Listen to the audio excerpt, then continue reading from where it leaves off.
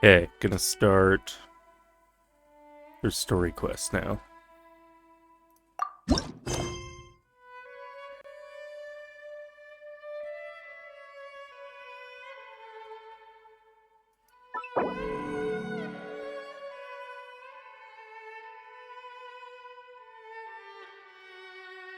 Yeah, this is a new feature. I'm assume I don't really have any other quests, but other than that one.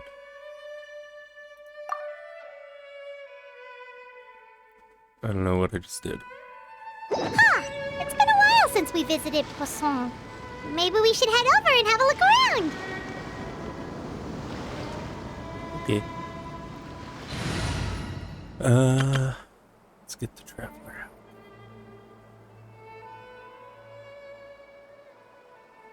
I don't know if I should have Arlecchino in the team or not.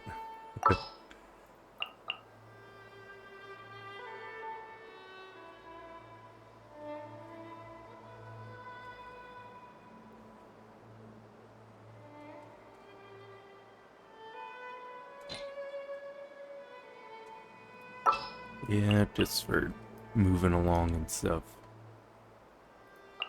We're in Galen.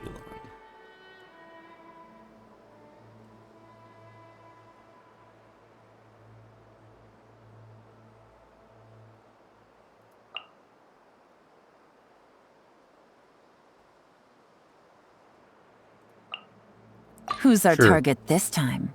Kind of a weird team.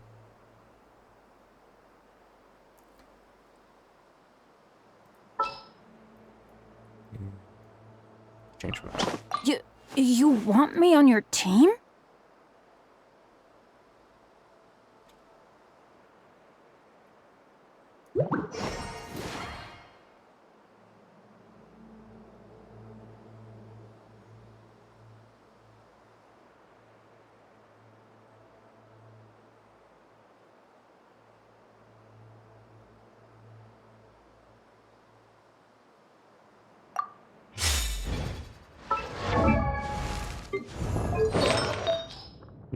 Put them together just in case I have to fight stuff.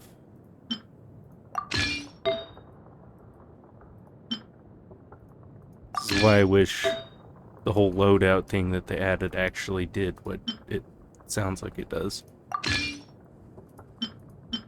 It's alright.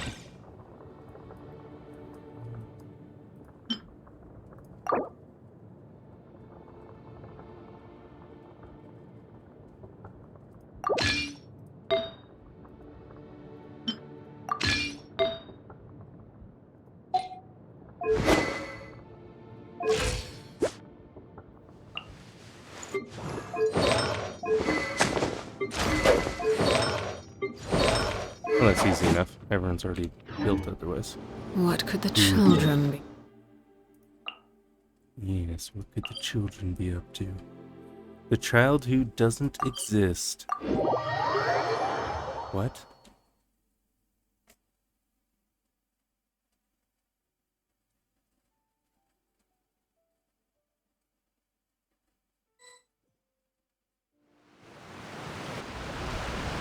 Hey, traveler, Paimon. Linny! Oh, Paimon knows that voice! Over here.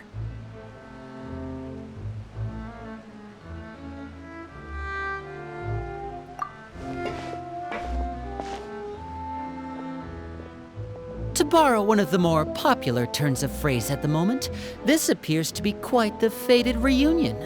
Running into you two out of the blue like this has really made my day. I certainly wasn't expecting it. You can say that again. What brings you to Poisson? Wait, Paimon's got it! You must be here for one of your magic shows, right?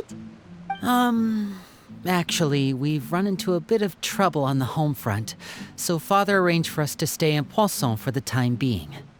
Oh, are Lynette and Fremine here too? Yep, along with most of the other members of the House of the Hearth. You may have noticed Poisson seems a bit more crowded than usual. So you're saying nearly the entire organization has moved to Poisson? Sounds like you've run into way more than just a bit of trouble. What's really going on? Well, Since the two of you are so curious, perhaps I can fill in the gaps. You scared Paimon half to death! Father, you're here. You know, on second thought, maybe we don't need to know. It's all probably super confidential House of the Hearth stuff, right? We totally weren't trying to pry or anything. No need to be nervous. I could sense your genuine concern from your conversation just now. Of course, I can also understand your confusion. Sending so many Fatui here to Poisson, it's only natural that some might suspect an ulterior motive to be involved.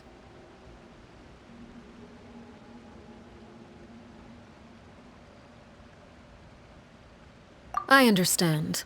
I'm well aware you've had your fair share of confrontations with the Fatui in the past, and I can't exactly guarantee that we'll remain on good terms in the future. As for right now, however, I would say we have little reason to be at odds, wouldn't you agree? The House of the Hearth could stand to be more open with those who have worked so closely with us in the past. As for the issue at hand, well, it hardly relates to any ulterior motive. To be frank, it all stems from a certain rumor circulating around the House of the Hearth. It's an internal matter. What sort of rumor? A rumor that a certain phantom child is hiding away in the House of the Hearth. A phantom child? Ooh, just hearing the name is giving Paimon the creeps.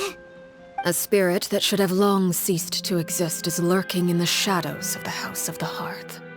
So I decided to bring the children to Poisson before continuing to investigate the situation. I expect I should be able to track down the spirit fairly quickly. After that, it's just a matter of resolving the situation, if you will. It shouldn't be much trouble at all. If you're curious, or if you still have some concerns, it might be advisable to stick around for a few days.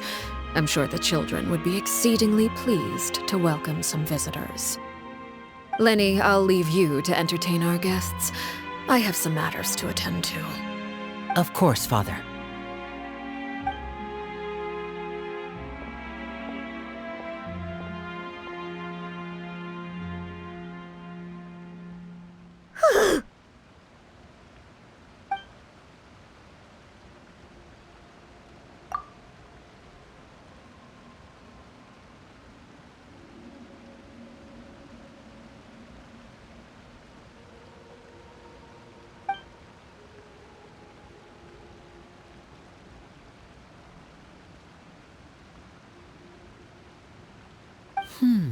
It has long been a dream of mine to invite you to our home and introduce you to my other siblings. You're quite well known in the organization already. A lot of people have been talking about you, especially after everything with the prophecy. If you're willing, why don't you stay a while and have a little chat with us? Alright. We don't have anything else to do right now anyway. But let's be clear, we're just gonna be there as guests, okay? Don't get any funny... Oh, wait a second. For your guests, that probably means we'll be treated to lots of yummy food, right? Of course. During our stay in Poisson, we've been helping out the locals with some fishing. We bring in quite the bounty every day. In fact, today is the perfect chance for me to show you what I can do in the kitchen. Let's go. I'll take you to where we're staying.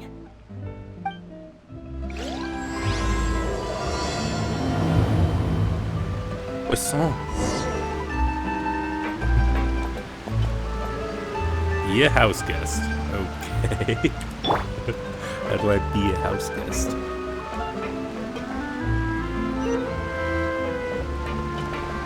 Kitty. You know, when I read the rumors about the petting of cats being added into the game, I thought it would be like an animation that you go and pet the cat. Apparently not.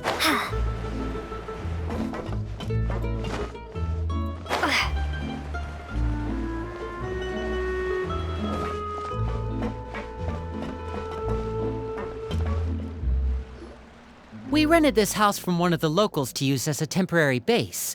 I'll come back later and tidy up a bit. After that, it should be all ready for you to stay in tonight. Awesome, thanks! So, where are we off to now? Well, when I happened to run into you two earlier, I was actually in the middle of distributing some supplies. With this many people staying in Poisson, we have to bring in outside supplies every now and then. I should probably make sure the rest of these provisions get delivered, otherwise people might start to get antsy. Okay, we'll come with! There are all sorts of rumors about your organization floating around out there. Paimon's not sure if she could even take a wild guess as to what's true and what's not. But now that we finally have the chance to see a day in the life of the house, we can take a good look at how you operate! Well, you're more than welcome to come along. Just follow me.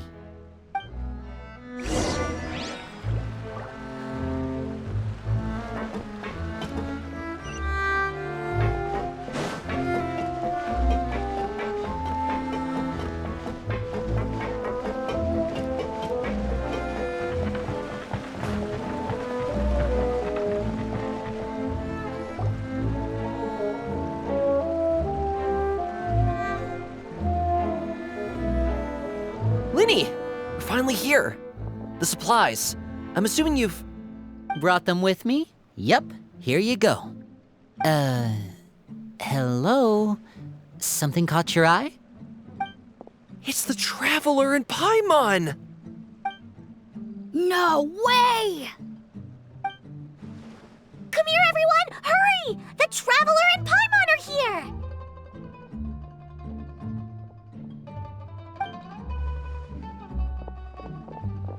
One at a time, please. Don't crowd around them all at once. We don't want to scare off our guests now, do we? Oh, it's all right! Gotta say, Paimon didn't realize we were this famous. Of course! Father and Linny have told us so much about you. Father told us about how you helped Linny. According to her, you're a trustworthy friend. And as far as she's concerned, that's pretty much the highest compliment we've ever heard her give. As you can imagine, everyone's been very curious about you. I heard the Traveler is so strong that she can move a mountain with her bare hands. I heard Paimon eats so much that she can clean out the entire pantry at Hotel de Boer in just 3 days. Wait a second! That's the rumor you heard about Paimon? Oh, not cool at all! Oh, wait! When guests visit, you're supposed to give them gifts and stuff, right? Oh, we don't need something like that. Besides, we don't have anything to give to you. Come on, we insist. I can give you some of my new potions. Just pick your poison. And by that, I mean medicine or actual poison. I've got both. Huh? Or maybe Shaplo can teach you guys about stealth. He's super good at it. He's never been caught. Ah, now that's not a bad idea. I know you usually prefer to fight head-on, but it never hurts to expand your bag of tricks, right? When it comes to eliminating your enemies, staying quiet can go a long way. Trust me, I would know. I was poisoned not too long ago, and I'm still dealing with the after effects. So I'm not quite as good as I was before, but I can still give you some pointers. Wait, when you said gifts, Paimon didn't think you meant poison and stealth tactics. But those are the best things we can give you. You don't like them? Ooh, how about this?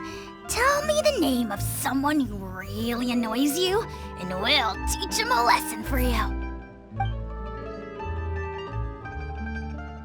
All right, Fold, Selwar.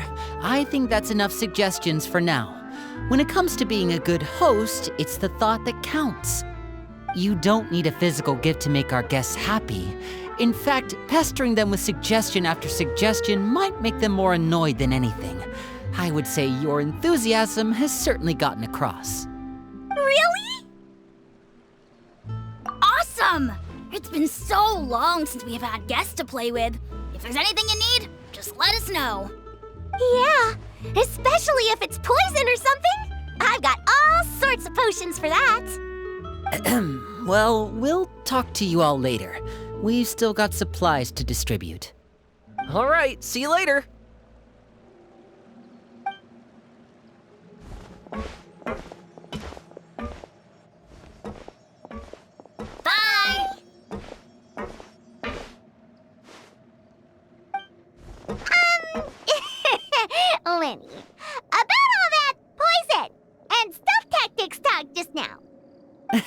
Scared you, did it?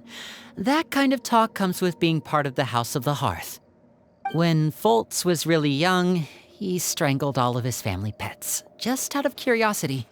He was labeled a dangerous problem child and was abandoned by his family. Elwar has an unnatural obsession with potions. Father has forbidden her from trying all the different concoctions she comes up with, but she still tries to test them in secret. You really have to keep an eye on that one. Chaplot is around my age. While I'm mainly responsible for collecting intelligence, he handles surveillance. He's very passionate about his work and has no reservations about taking on some very difficult missions. I know you two probably aren't used to that kind of talk, but I can promise you they only had the best of intentions. Things like stealth tactics and developing different poisons, they really mean a lot to them. They were just trying to share the best of what they could offer, that's all.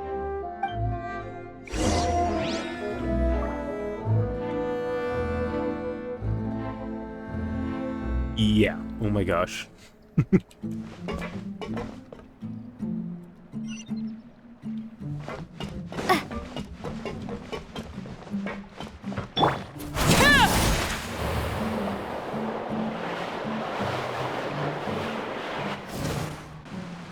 Filial, supplies are here. Thanks. And who are these two? Outsiders? Allow me to introduce you. This is the Traveler and Paimon. Oh, you're the famous duo I've been hearing so much about. It's nice to meet you. I heard you've traveled to all sorts of places. Is that true? Of course! We're making our way all across to that! Oh, good for you. You must be pretty familiar with Fontaine by now then. Have you seen the new opera that started running recently? I think it's called... The 4,000 Thieves? Oh, this is the first we've heard of it. It seems like it's going to be fantastic. From what I've been able to tell from the posters, anyway. You should definitely check it out if you have the time. Oh, and there's the Blind Maiden, too. That one is supposed to have audience interaction. Seems pretty interesting. After this mission is over, I think I'll go get a manicure. Oh, maybe I should dye my hair. Wonder how much it'll cost. Is it just Paimon, or do these two seem much easier to get along with than the others? Looks like the House of the Hearth has some normal members after all. I heard that. Oh! Oops. I'm guessing you're referring to Foltz and the others? Yeah, we're definitely not all like them. I bet those crazies are practically foaming at the mouth right now. I'm sure they just can't wait to get back to Snezhnaya to carry out the plan. That's enough, Filial. Don't talk about family members behind their back, right? Whatever. Let's go. Guess this is goodbye then. If you ever have some time, we should go see the opera together.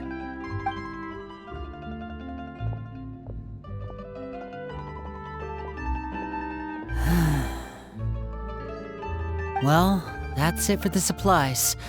We should probably head back as well.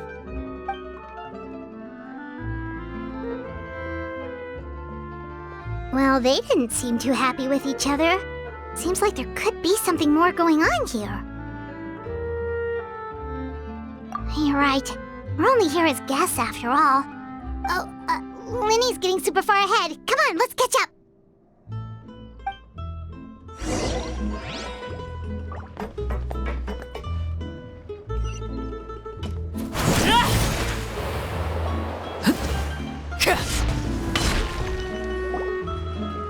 So, what do you think of the members you've met so far?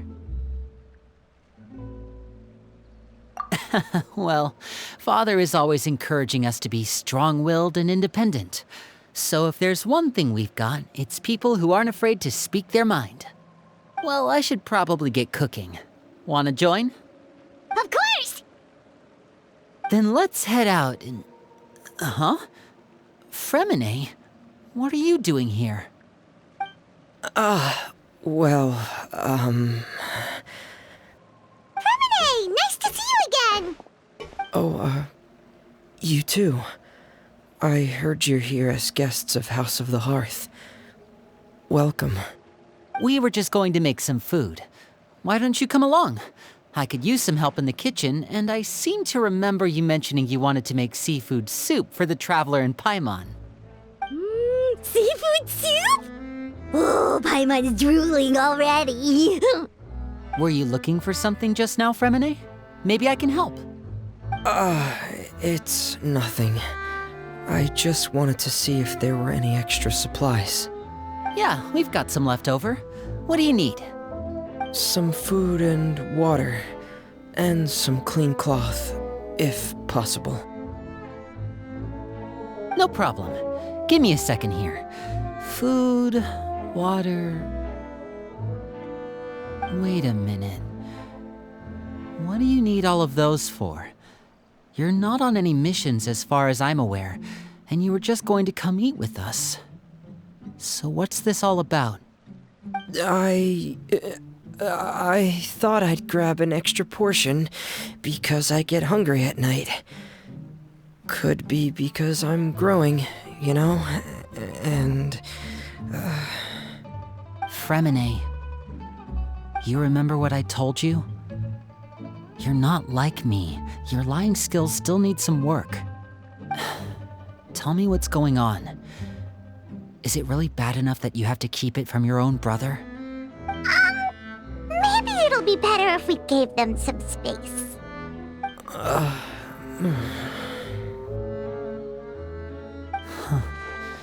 This is the first time I've seen that kind of look on your face. Whatever happened, does it have something to do with Father? Yes. Just follow me.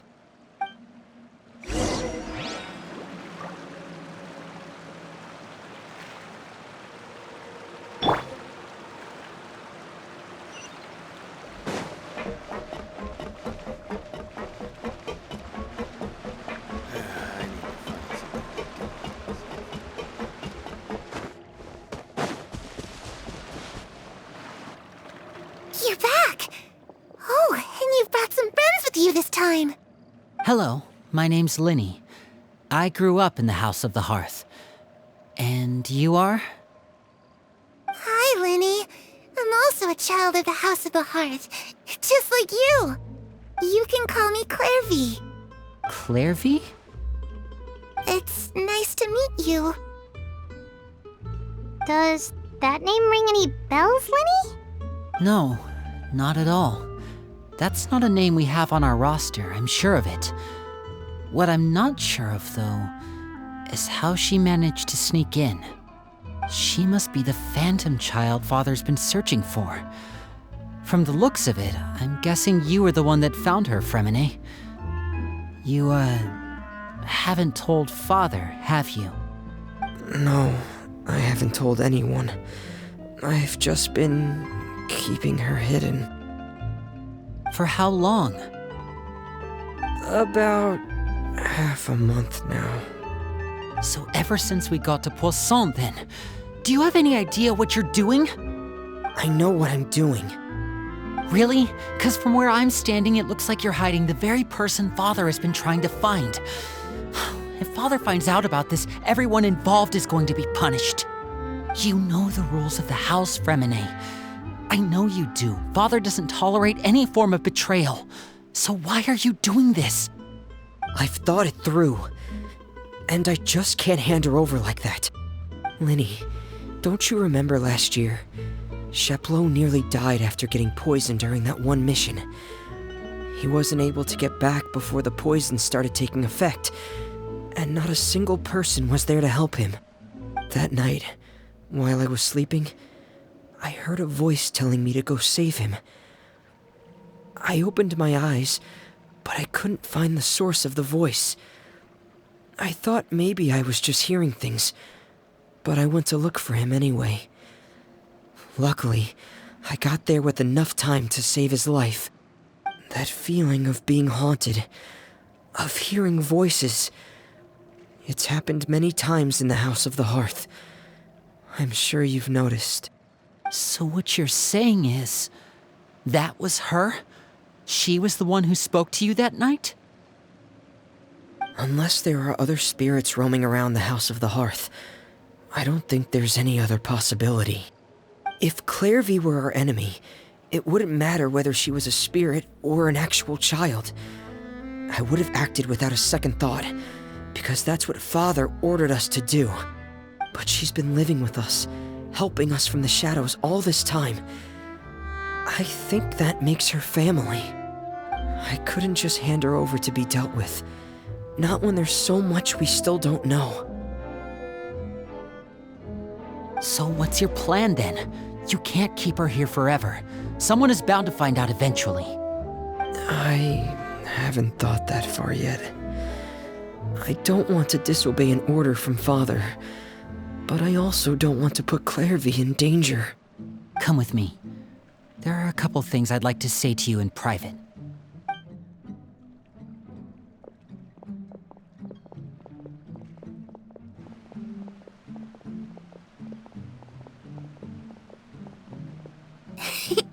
Those two sure care a lot about each other. Well, they got a funny way of showing it. From where Paimon was floating, it sure seemed like they were about to bite each other's heads off. No way! They have a really deep bond. I could tell right away, 'cause I also have a friend like that. I just don't know how long that kind of bond can last. The darkness in the house runs deeper than you can imagine. No one can get out alive. I'm sorry, Lenny. I really didn't mean to drag anyone else into this. Oh, really? You didn't mean to? 'Cause I, for one, wish you did. Huh? What do you mean? You know, when we were younger, you didn't call me Linny. You called me brother, just like Lynette. We grew up together, the three of us. We were all orphans, all rescued by Father. Of all the siblings in the House of the Hearth, I think our bond was the closest. Later on, when you started calling me Linny, I wasn't actually surprised. After all, Lynette and I are related by blood. We've had to depend on each other to survive long before we joined the house. Linny, The darkest and most difficult moments of my life happened before you and I had ever met. I'm sure that's true for you as well.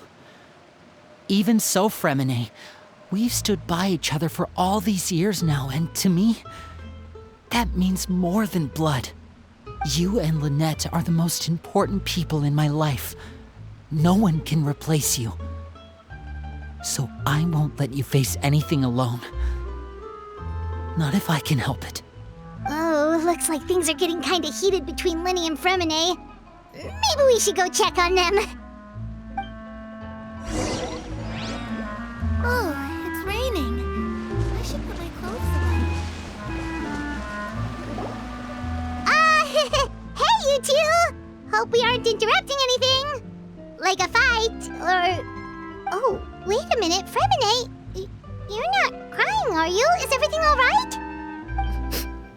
Everything's fine. Thanks for asking. Well, we're all friends here, right? We've been through so much together, so if there's anything we can do to help, just say the word. It's just a small family dispute. It's not something our guests should trouble themselves with. In fact, it might be better if your stay ended here. What are you getting at, Traveler? When guests are around, families are often on their best behavior. And any disputes are less likely to escalate. That's what you're trying to say, isn't it? I just... Thank you. I was really hoping to keep you out of it. But even if I could think of some other reason to turn you away, I'm not sure I could convince you. I know things could turn dangerous, so I promise you this. From now on, I'll protect you like my life depends on it. Me too. Well, back to the matter at hand then. If we don't plan on handing Clairvy over to Father, then our only other option is to solve the mystery of her identity before Father is able to track her down. That means finding out where she came from and what she's doing here. Then we can send her on her merry way and pretend like none of this ever happened. I've tried that already. And? And... nothing. I tried taking her somewhere really far away, but... after some time, she just reappeared. She even came with us all the way to Poisson. It seems like wherever the house is, she follows. I don't know much about spirits. Do you two have any ideas? Let's see here. Paimon remembers hearing something like, if you fulfill a spirit's last wish before they died, they'll let go of whatever's keeping them here and return to the ley lines.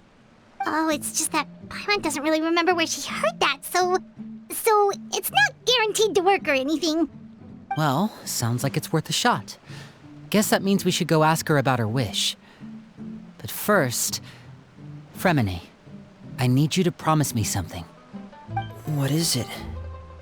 I need you to promise me that this will stay between the two of us. We're the masterminds behind this whole thing. No one else gets involved. Can you do that for me? Of course. I promise. All right. Then let's seal the promise just like when we were kids. Fist bump on 3. Ready? 1, 2, 3. I swear.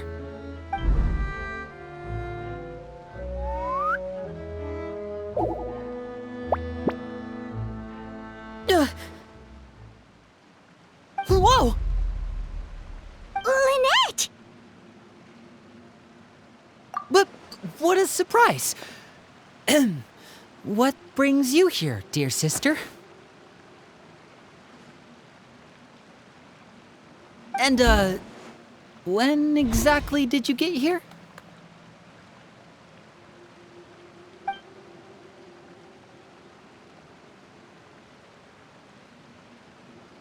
You're an idiot, brother.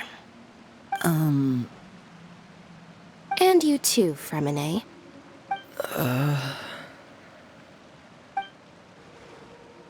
You 3, Traveler. And you 4, Paimon. Wait, what did we do? I've seen Clairvy around the House of the Hearth before. I hadn't seen her in Poisson, so I figured she must not have come with us. But it turns out, you were just hiding her. I heard you talking about your plan. Rather than steering clear of the situation, I'd rather fully join in.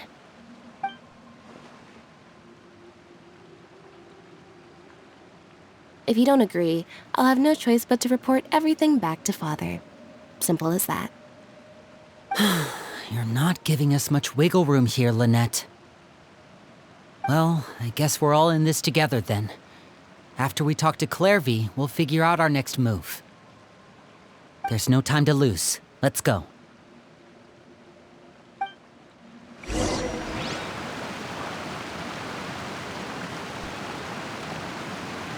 And that's hilarious. I want to do her hangout events, but those just take so long.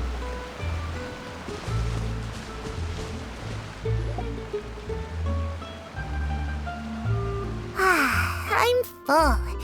Thank you for bringing me this food, you guys. She said she's full, but the food doesn't look like it's even been touched. That's right.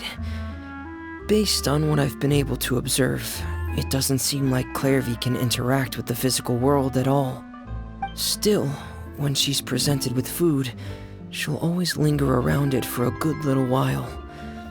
Maybe, in her mind, she really is eating those things. Does she know that she has already passed away?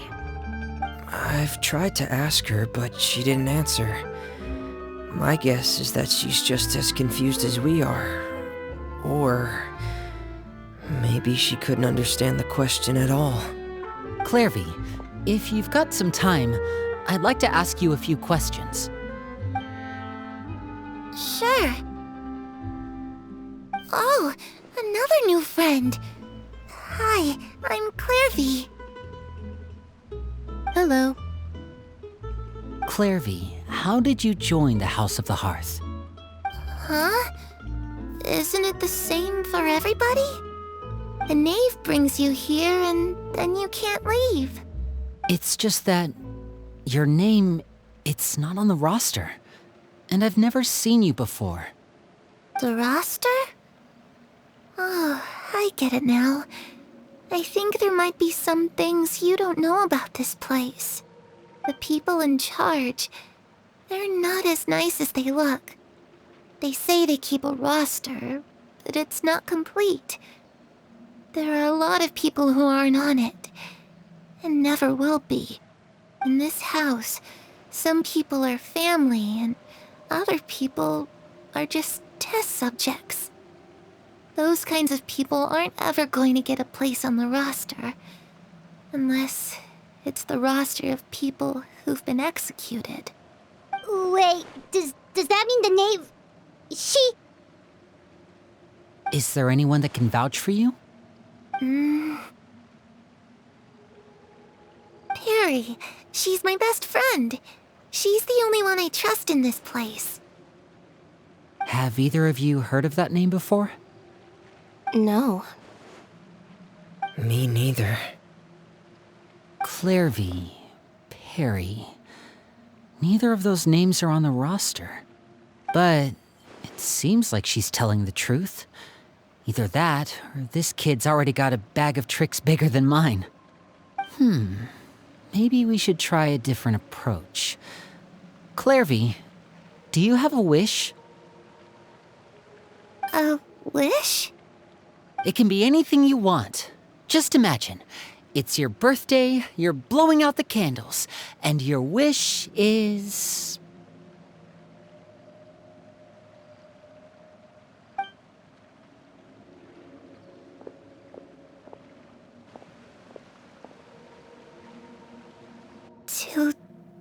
To go outside, where the sun can find me. That's... it? Well, that sounds easy enough. The darkness in the house runs deeper than you can imagine. No one can get out alive.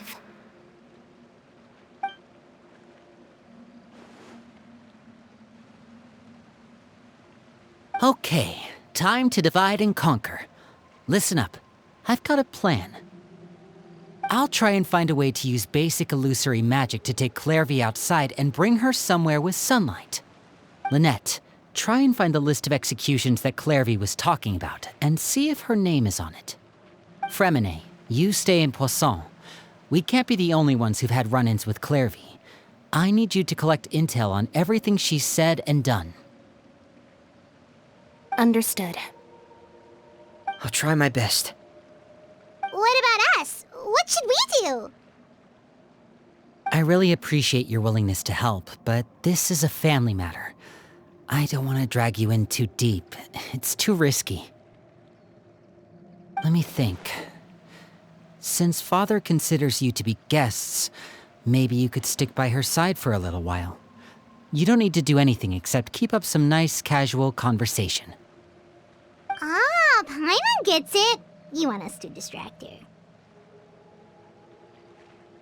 I'll give you a magic bird. If Father suspects something, all you need to do is release it when she's not looking, and it'll alert me that something's wrong. Of course, that's only as a last resort. If Father doesn't seem to notice us, there's no need to make contact. We'll reconvene here tonight after all's said and done. If the worst-case scenario happens and we're discovered, just tell Father everything. We're not going to let our guests get punished for our own actions. That's where we draw the line. You too. Okay, this is where we part. Father should be at the beach nearby.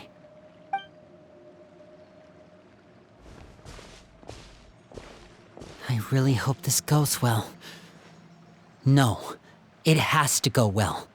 That's the only way this can get resolved.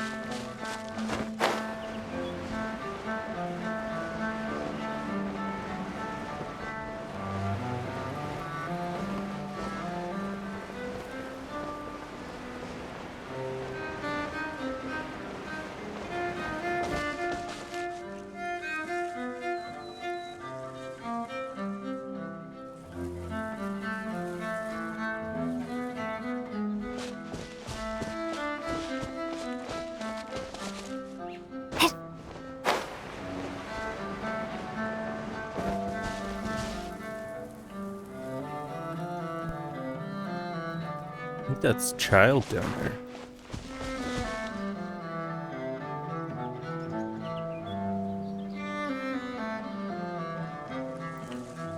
Trying to remember what happened in the story, in like the Archon story, because he, I think we ended up saving him, right? That or no, because this takes place after the Archon story, because House of Hearth comes to help them out after they flooded.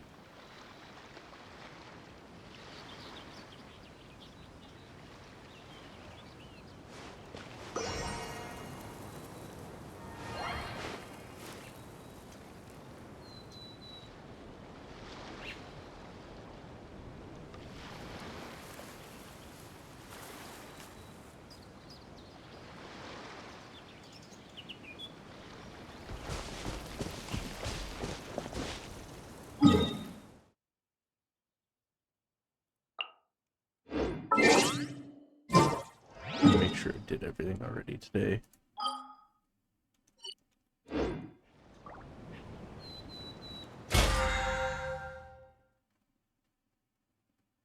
Ooh, almost level 30.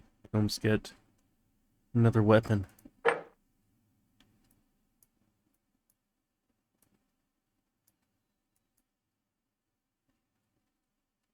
Jeez, I've already almost done everything. Jeez. Okay, good.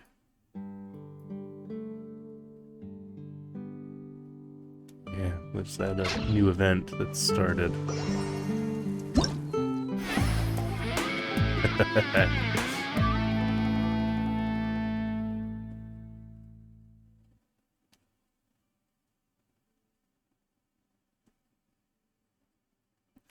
I get a free Goro. Ooh. I think it gives me a free wish instead. What the heck? Nice.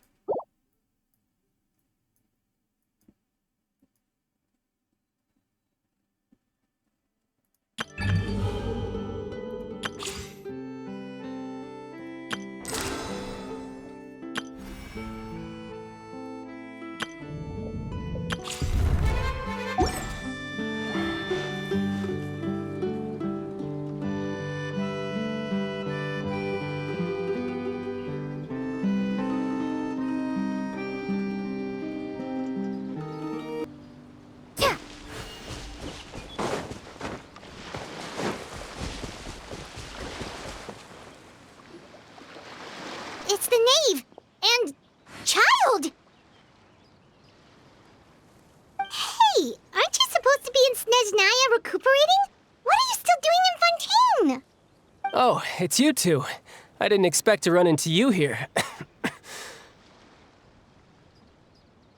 I was unconscious for quite a while after the fight in the Primordial Sea. After I woke up, I realized I was being taken back to Snezhnaya, and well, I couldn't have that now, could I? Not when I've still got unfinished business here in Fontaine. So, I mustered up all my strength and made the journey back on my own. What sort of unfinished business are we talking here? It has to do with Skirk, my master. I really wanted to meet up with her, but by the time I got back, she had already left. I still have so many questions for her. Without any other leads, all I could do was ask the Knave to help me track her down. She must have left behind some traces from her time in Fontaine. Oh, okay, so have you found any clues? Unfortunately, no. While the House of the Hearth is adept at collecting all manner of intelligence, certain existences can still manage to escape our purview. Basically, unless Master feels there's a need to meet with me, she's not going to be found. But that problem has an easy fix. I just need to become stronger, and then... Paimon thinks you should focus on getting better first. The worst of it is over. It's all thanks to that one kid from the House of the Hearth. Elwar, I think her name was. She gave me a bunch of random potions to drink. They didn't go down easy, let me tell you. pain and chills all over. But they really did help speed up my recovery. And that's good, because it looks like I really do have to head back this time. The old man's been putting the pressure on me. He sent someone to tell me I'm needed for some sort of project.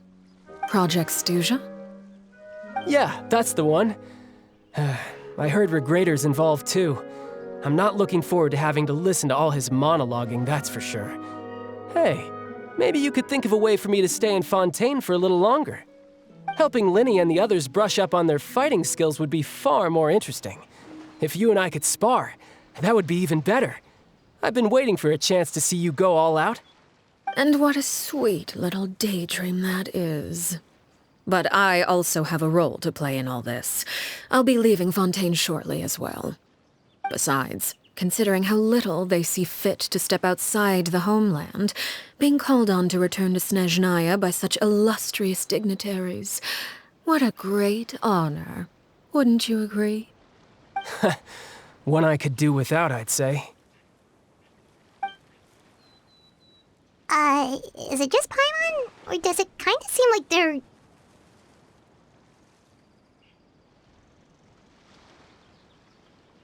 So, dear guests of the House of the Hearth, to what do I owe the visit?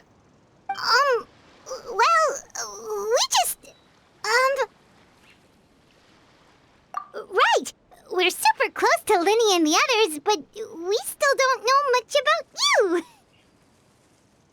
Is that so? Introductions have already been made, have they not? Oh, well, you see? There's only so much you can learn about someone from a short introduction. At least tell us something a little extra, like... Why do you call yourself father? Huh, good question. I'd also like to know. The fact that you have to ask tells me our intelligence work has been quite successful.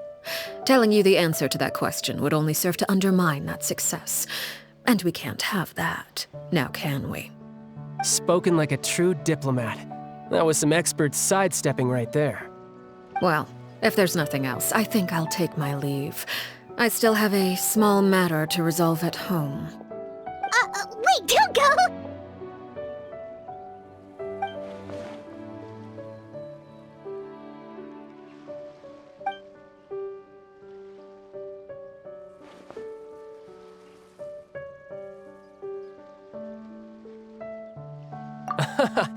I'd also like to hear the answer to this. I've met some of the members of your organization, and they all seemed like really good kids. They actually reminded me of Tonya and Tusser. Which, by the way, if you ever betray them, I'm just letting you know, I won't let you off easy. And why would I betray them? Well, you've already betrayed the House of the Hearth once, haven't you? At least, that's what I heard.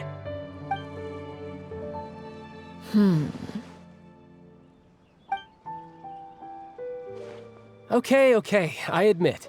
That's just what the old man told me. The rooster, I mean.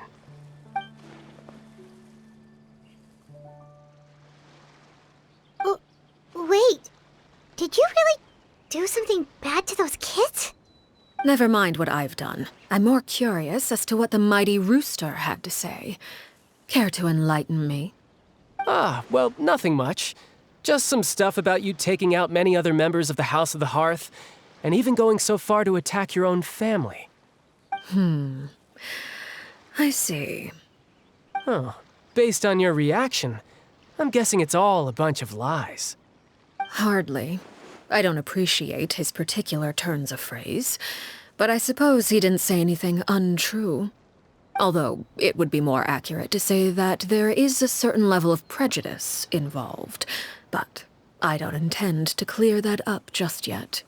Prejudice has a funny way of concealing the real truth behind certain things, an attribute that I find to be quite advantageous. Call yourself a Fontainian, for example, and people will assume all sorts of things, when the real truth is that this is simply the land where I was raised. Huh? You're not actually from Fontaine? But then why did you try to help out with the prophecy and everything? I was trying to protect the children born in Fontaine. claiming that I myself was a Fontanian simply made it easier to operate.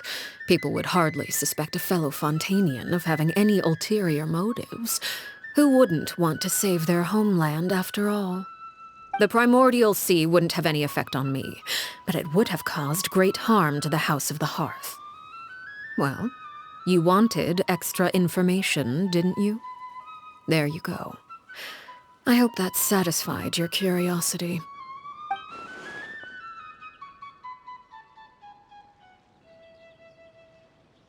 So, you stayed in Fontaine for the kids. I guess I was wrong to believe you'd betray them. Apologies. Looks like I was holding on to some prejudices myself. Good. Like I said, I like it when others have misconceptions of me.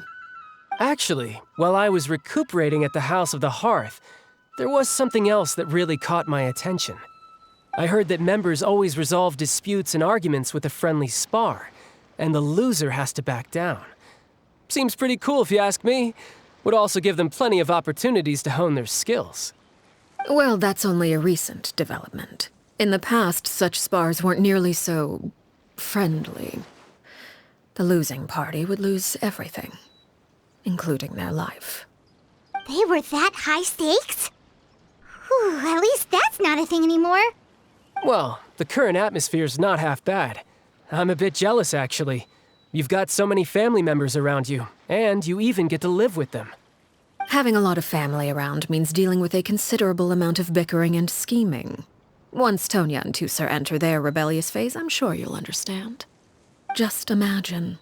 Tusser becomes obsessed with plucking out strands from the rooster's mustache, or Tonya decides to dye her hair 42 different colors.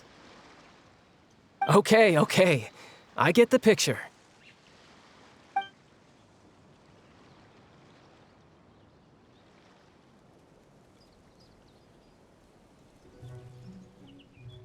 Well, would you look at the time? I should probably get going. Traveler, Paimon, I'm not sure where our paths will cross next, but the next time we run into each other, we should definitely try and find some time to spar. Again, maybe this is a conversation we can have when you look less like you're gonna keel over. All right. Well, thanks for everything, Arlecchino. No thanks necessary. You also played a part in obtaining the Gnosis. I would say we can call ourselves even. I like the sound of that. Well, I'm off. See you all some other time. We should probably get going too. Do you want to head back with us? Oh? You want me to leave so soon? Oh, well, you see, I'm rather enjoying the evening breeze. If you don't mind, I think I'll stick around for a bit. I have some things to think about. Apologies for not attending to you like a proper host. Please forgive this slight. I do hope you'll have a pleasant stay. We managed to keep her distracted until nightfall. Good thing Child was there to keep the conversation going. You don't think she suspected anything, do you? Oh, I wonder if Liddy ran into any issues. Let's hurry back and see how everything went.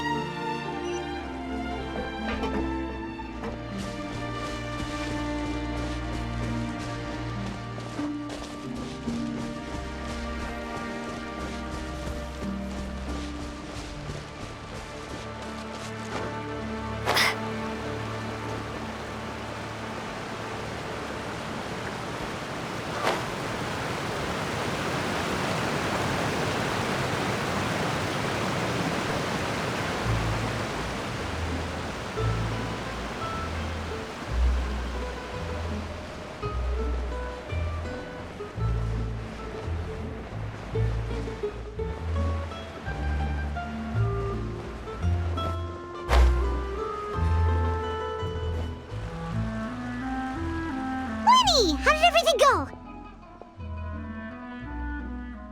Well, long story short, we ran into a small issue. Clairvy can't go into the sunlight. Everything was fine at first. She followed me up to the surface just like I told her,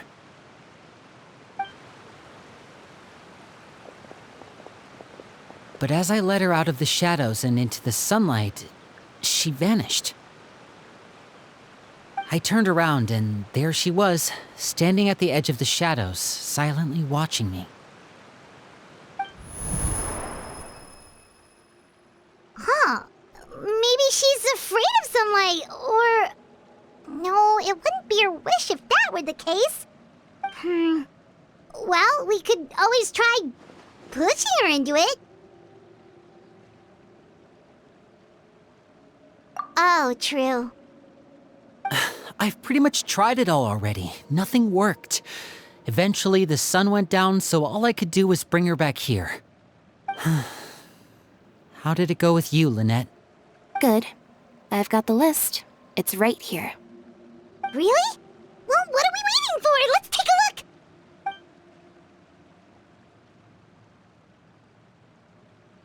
Oh, that's a lot of pages. Oh, it's gonna take forever to get through it all. We can each take a section. Here. La Pouillade, L'Endroit, Chambel, Horaire.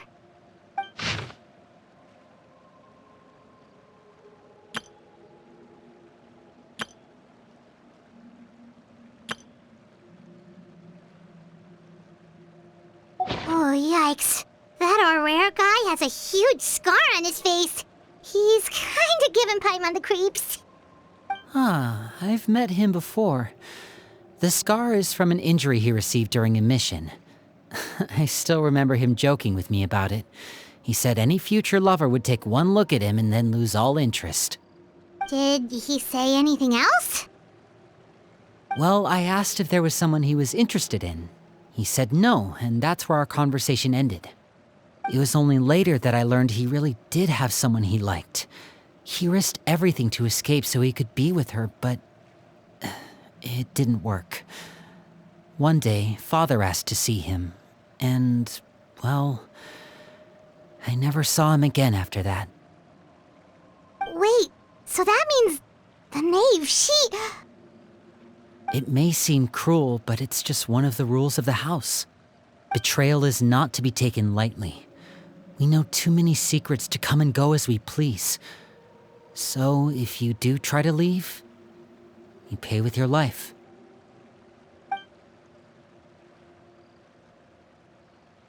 Her name's not here, huh?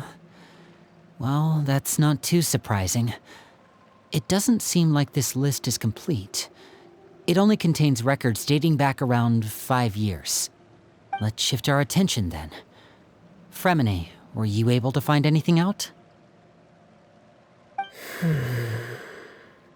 Fremine. Sorry. I was thinking about something. I managed to talk to quite a few people, but I couldn't help but notice that the atmosphere in the house was a little... strange. Strange? Yeah, I mean, I know there have been arguments in the past, times when people haven't gotten along. Chaplot and Filiol are a good example of that. Oh, those are two of the people that we met while delivering supplies. Paimon can see how they might not get along. They had very different vibes, and their, interests seem to be pretty different as well. That's to be expected, actually. Father brought us all here, shared her knowledge with us, taught us how to fight. That's one thing we all share. But that's also where the similarities end. Not all of us feel the same desire to stay here. As members of the House of the Hearth, we're also considered part of the Fatui. And to a lot of people, that's an identity they never asked for. Certain members get older and realize they want something else for themselves. But considering the rules of the house, most people would never say that out loud. People like Chaplot and Foltz are loyal to Father and her vision. They're proud to be part of the Fatui.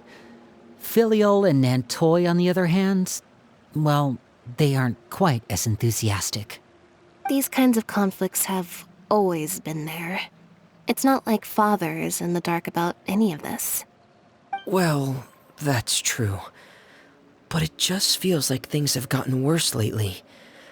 Filial and the others, it seemed like they were meeting in secret to talk about something. I can't say for sure, but I think they've met Clairvy. You think she's been inciting them to act out? No, not exactly. But I wouldn't be surprised if she said something to them about the darkness in the house and how deep it runs. She's told me about it before. Experiments being run on children. People being used as pawns on the battlefield without so much as the strength to survive. And they just believed all that? Without any evidence? Clairvy's words probably gave them the excuse they were looking for. Whether they actually believe them to be true is secondary. This is all because of Project Stuja, isn't it? Whoa. Hold on a second. What's this Project Stuja all about, huh? This is the second time it's come up now. Sorry, but I'm not sure of the details either. I only know what Father has told us, which is that it's something the Rooster and Regrator have been working on together. Apparently, it has to do with the Fatui's strategic plan for the future. Because the House of the Hearth was so successful in obtaining the Gnosis, we now have the honor of playing a key role in Project Stuja. Wait, but isn't that a good thing? Key role is just another way of saying dangerous role. To us, the whole thing is an inconvenience. Father thinks so too, but she's in no position to refuse. Their plan isn't exactly unreasonable, and they've been funneling the house a lot of funding. It's just that we'll lose a lot of members in the process. Participating in the plan, it's an honor in name only. What they're really trying to do is subdue us. The existence of an intelligence organization outside their control makes them feel uneasy.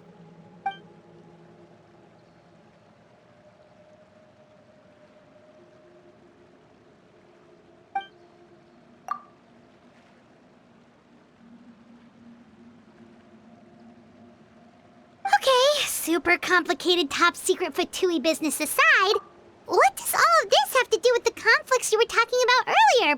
Paimon doesn't get the connection. External pressure has a way of exacerbating internal strife. You can't overlook the power of fear either. People are afraid of dying, and that fear is often the impetus for a lot of stupid decisions. I thought resolving the Clairvy situation would make everything go back to normal, but it looks like things are more complicated than I thought. If we leave Filial and the others to their own devices, sooner or later, Father will be forced to take action. We can only focus on one situation at a time, brother. You're right. Even if we confront Filial and the others, it won't do any good. It might even make matters worse. We should focus on Clairvy for now. Well, it's getting late. We should head back and get some rest. We'll try again first thing tomorrow. Lynette, you stick with me this time. Fremine, keep a close eye on Filial and the others. Make sure they don't do anything they'll regret. Good work today, everyone. Have a good night, and I'll see you tomorrow.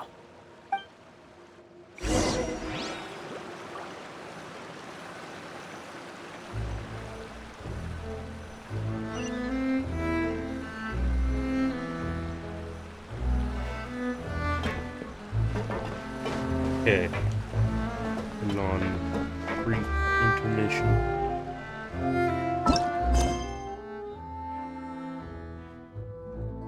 Seems like this story's a bit longer, which is pretty nice because some of them are short, but it seems like they should be longer.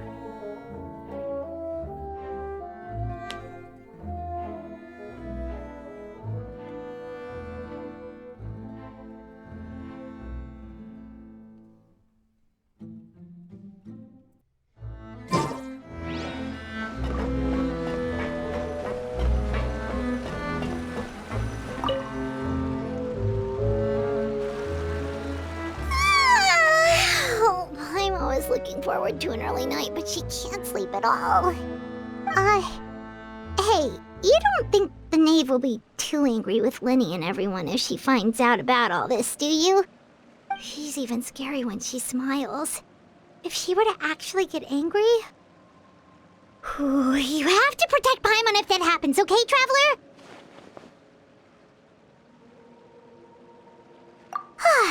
Trust is ever, Traveler. Look! Look over there! Quick! Let's catch up with her before anyone sees!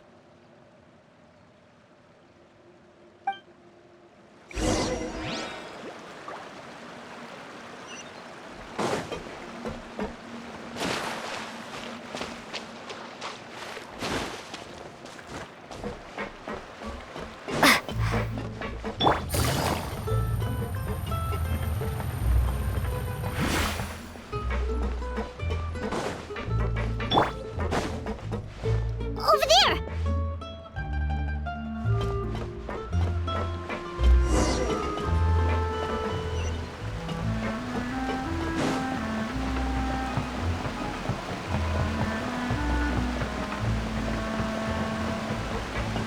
Oh, where is she going? Oh, if someone sees her, we're toast!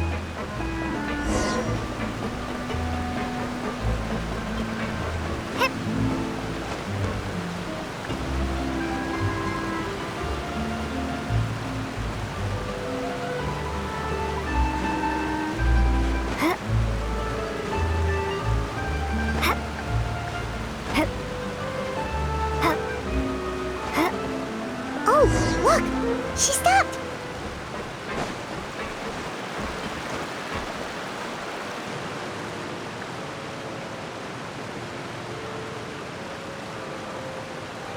Clairvy! Shh. I opened the window while no one was looking. Look how pretty the outside is.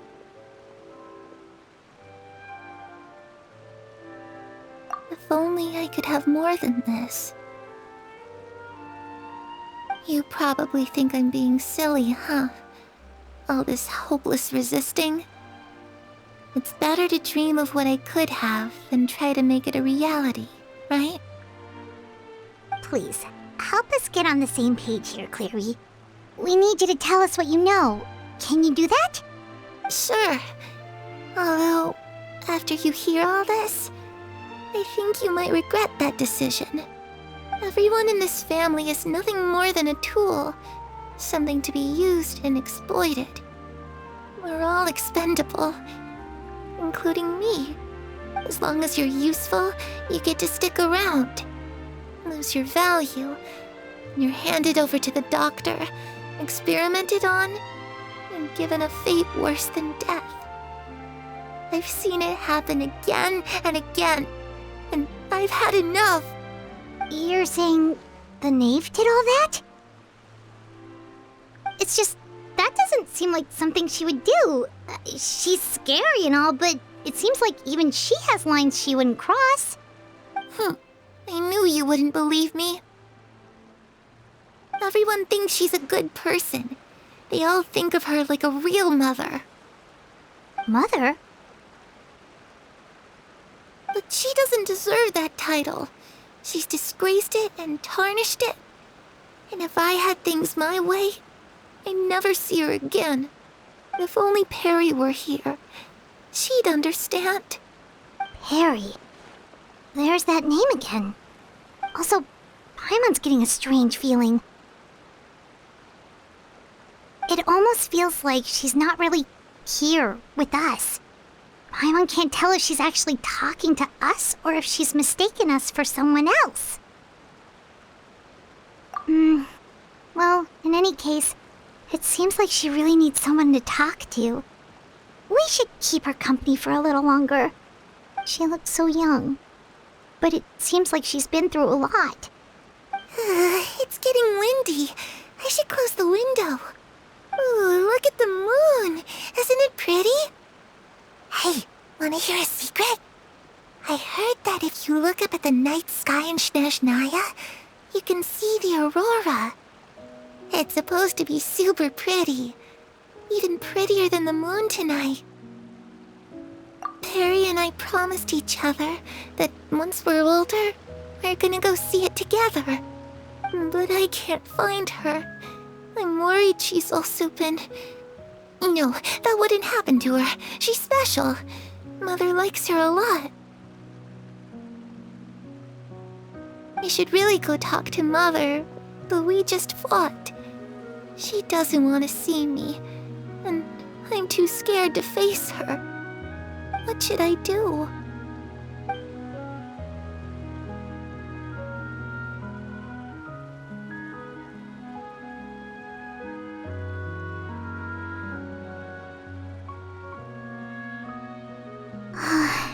Paimon really doesn't understand what's going on with her. Well, let's head back. We've got an early morning tomorrow.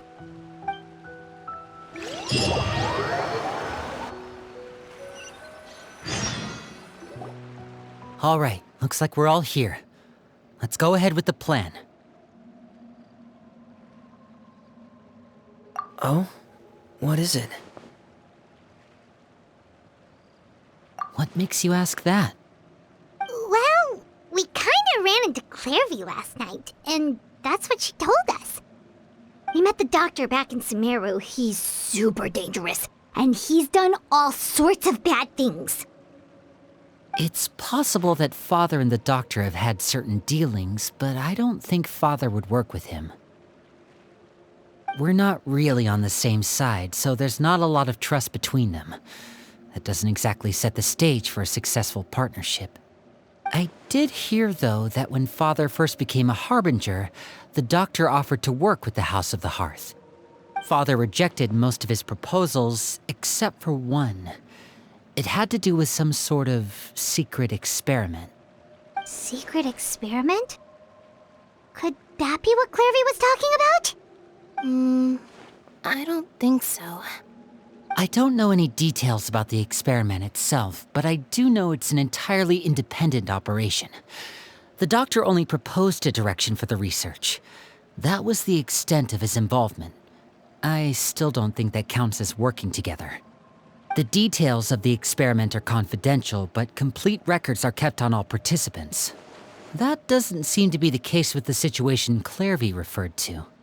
I know you don't agree with some of the Fatui's methods, and I'm not asking you to. But I am asking you to trust us on this. The House of the Hearth has its own principles. There are certain lines we're not willing to cross. Alright, that's good to hear at least. Clairvy seems to think the Knave and the Doctor worked together to do something horrible. If that turned out to be true, Paimon doesn't know how he would even face you guys. It's just that it doesn't seem like Clairvy is lying either. The easiest thing to do would be just ask the Knave directly, but Paimon doesn't think she'd tell us. Father didn't come back last night. She's probably still near the shore. We'll be counting on you to distract her. Lynette, you're with me.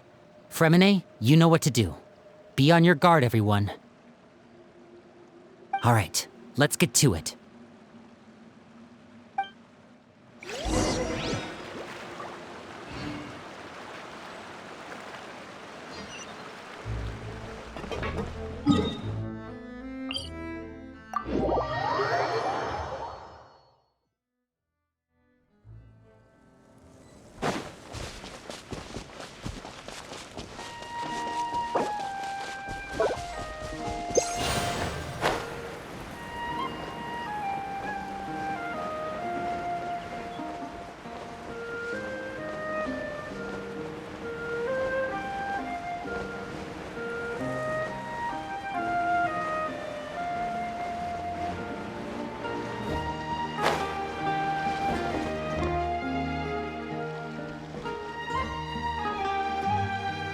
Ah, it's you two again.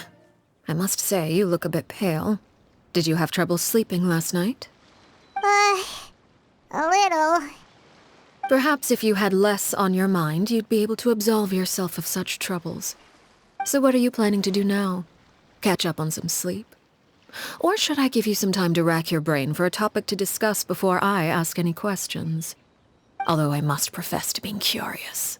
Without child here, how do you plan on distracting me? Us? Distract you? A good one. But no, we were just here for a chat. Looks like you could have used some extra time to think.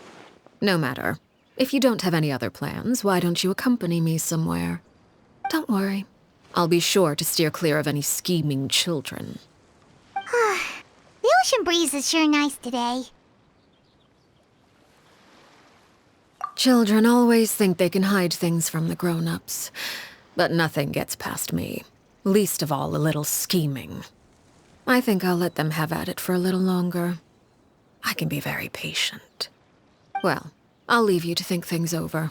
If you're so inclined, meet me outside the Palais Mermonia. Good things come to children who do as they're told. So I do hope you decide to tag along. If only for your friends' sakes. What should we do? She clearly knows about everything we've been doing, and Paimon doesn't think it'd be a stretch to say she was threatening us just now.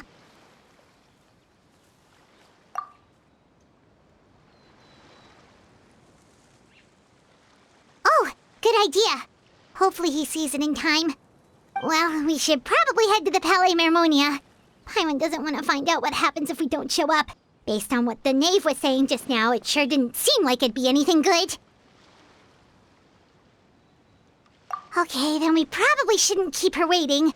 It seems like Lynnie and the others are on thin ice, so let's do our best to not get them in any more trouble.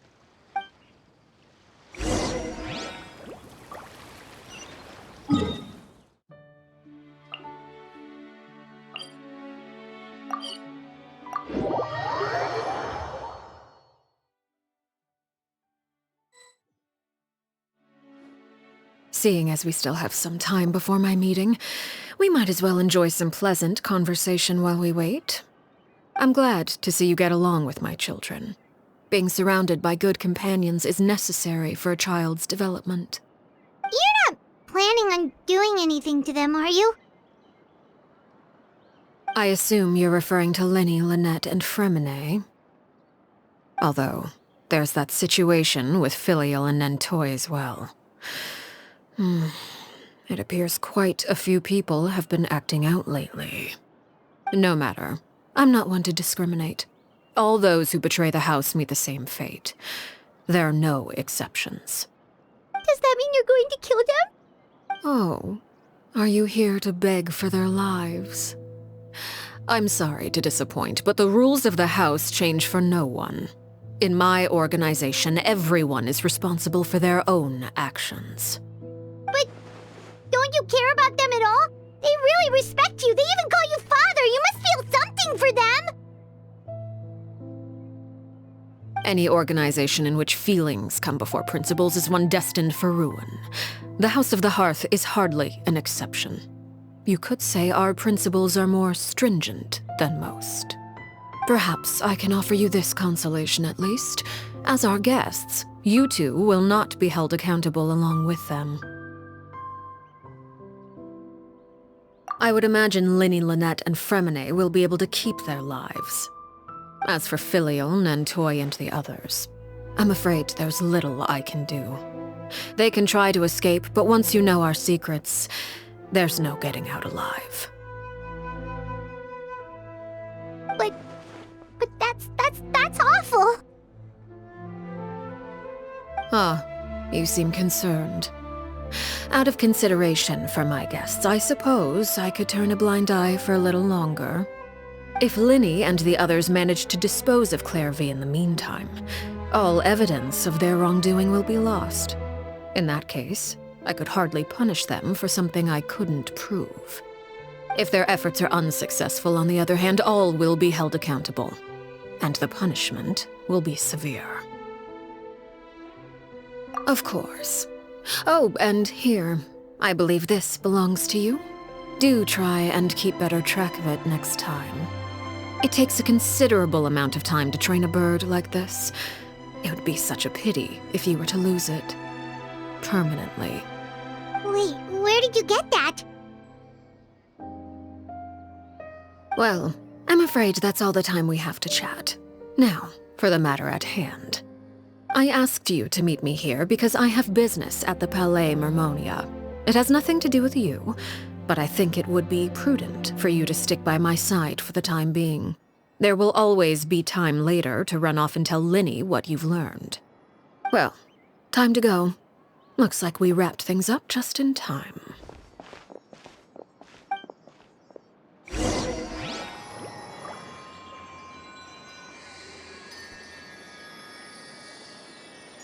He's so creepy.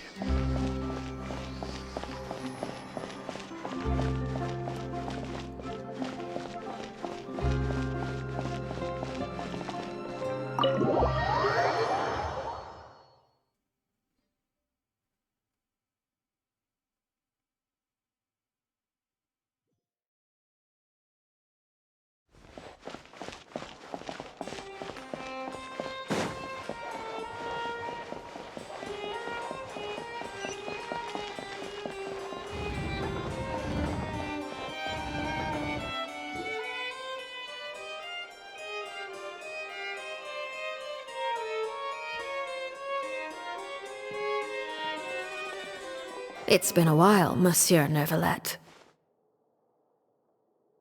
I must say, I wasn't expecting my meeting request to be approved quite so quickly. The Palais Mermonia operates with an efficiency worthy of admiration. It is only right that an esteemed diplomat such as yourself should be afforded the proper level of respect. Although, if I may speak plainly, I must confess that I did not anticipate we would have the occasion to meet again after presenting you with the Gnosis. I see you brought the Traveler and Paimon with you as well. If I may inquire as to the purpose of your visit. I'll be departing Fontaine shortly. There is, however, an outstanding matter that I would like to see resolved before I go. It requires a rather lengthy explanation, I'm afraid. So I took the liberty of explaining everything in this proposal. Please review it at your leisure, Monsieur Neuvillette.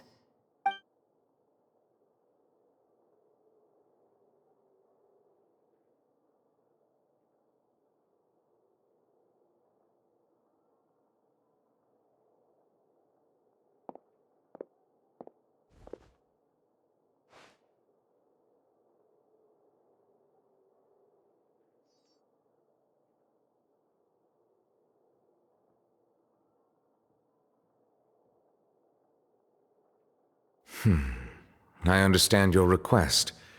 However, at the risk of causing offense, I must admit that I fail to see why you would wish for such a thing. I heard you have a certain fondness for water tasting, Monsieur Neuvillette, so allow me to use water as an analogy. A family is like a large body of water with countless rivers flowing in and out. As someone who watches over this system, I would hope that each river that flows from the source will eventually reach the ocean.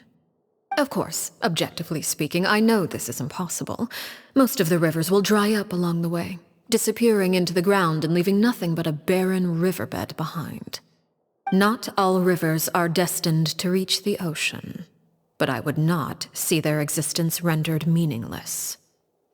I believe the water that flows within them is simply meant for a different destination, like a field in need of irrigation. Or perhaps the glass of a certain water-tasting enthusiast. Did you get any of that, Traveler? Your words paint an optimistic picture indeed. Allow me to remind you, however, few among us are willing to sip from a glass filled with tainted water. It may have been tainted at one point in time, but not to worry. I'll make sure it's strained of all impurities and returned to its cleanest form.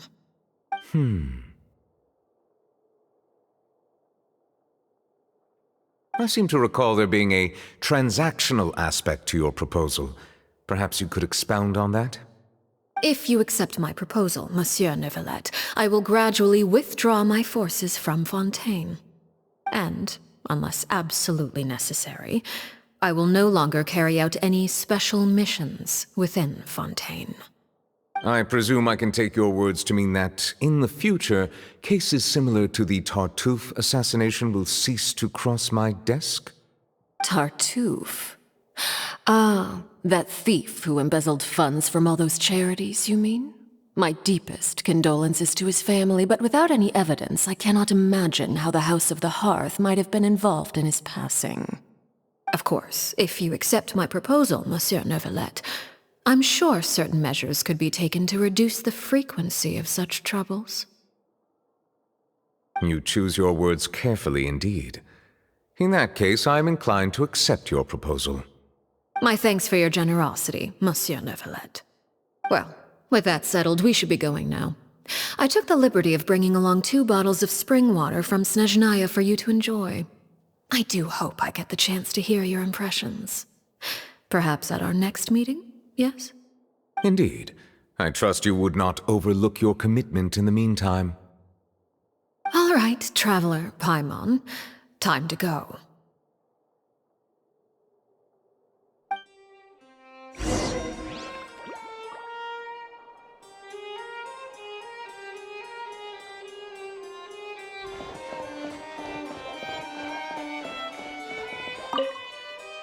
I believe I've told you before that my emotions easily resonate with those of others. Yet in the few meetings I've had with that Harbinger, I haven't been able to sense any aspect of her emotional state. Her mind is like a still body of water. Who knows what darkness lies in its depths, and the lack of ripples on the surface gives nothing away. It's unclear whether this is her natural state of being, or whether it's an incredible strength of will that gives her the ability to master her emotions. Either scenario, however, suggests she is a very dangerous individual. I do not expect an explanation as to why you two are by her side. Whatever your reasoning, I would only advise you to take caution.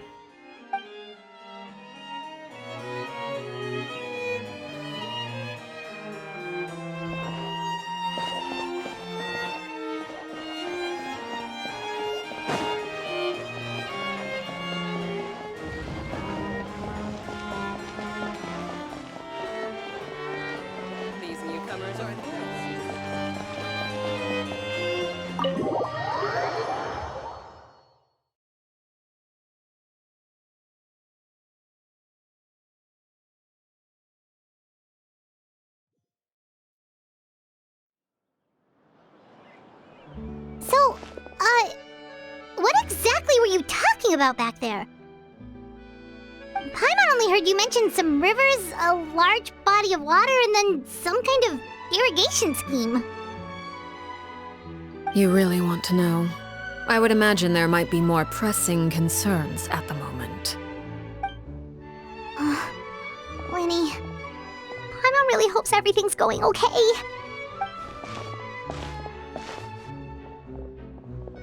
Oh, Paimon recognizes that look. You've got your tiki cap on, don't you, Traveler?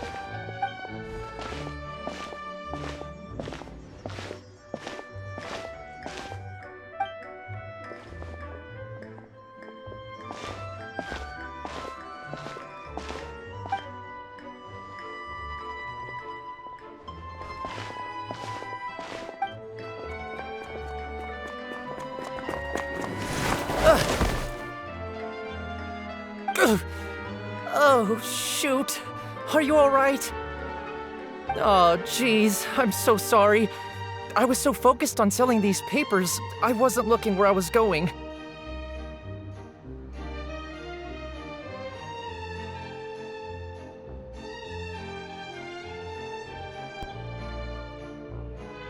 One second. There was a spider.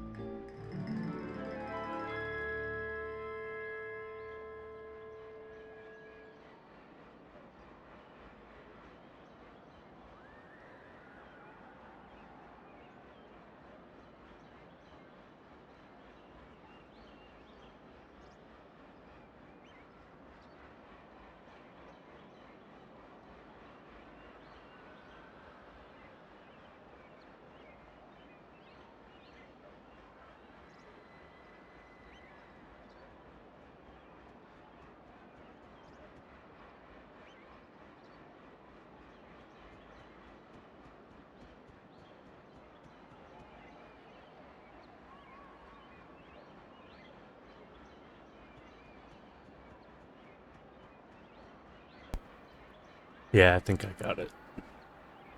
But, ugh.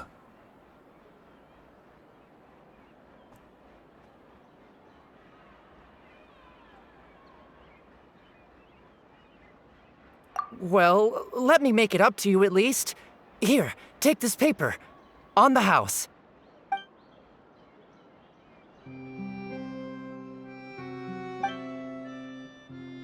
Oh, you don't have to give us anything. Please, I want to. It's not like I'm short on supply. All the extras will be useless come tomorrow anyway. It's my fault, really. I was just trying to bring home some extra mora for the family, but I bit off more than I can chew. I haven't had many takers today, so I'm still swimming in papers. What's going on here? Nothing much. I just ran into your friend here on accident. I should probably get going, actually, so... Hold on. Of course, I'm happy to compensate you with mora, it's just... I don't have any on me at the moment. I'll take 3 papers. Here, your payment. Oh! Thank you for your patronage. May the Archons bless you with good fortune. If only I had the chance to run into such generous customers every day. I should probably just take on a smaller inventory though, right? I'm getting married soon, so sometimes it's hard to not get ahead of myself. Anyway, I should head out. Goodbye! Well, now that my affairs are settled, we should take the boat back to Poisson. We've even acquired some light reading to enjoy along the way. Actually, why don't we stick around for a little longer? Paimon just realized how hungry she is. She can't head back to Poisson on an empty stomach.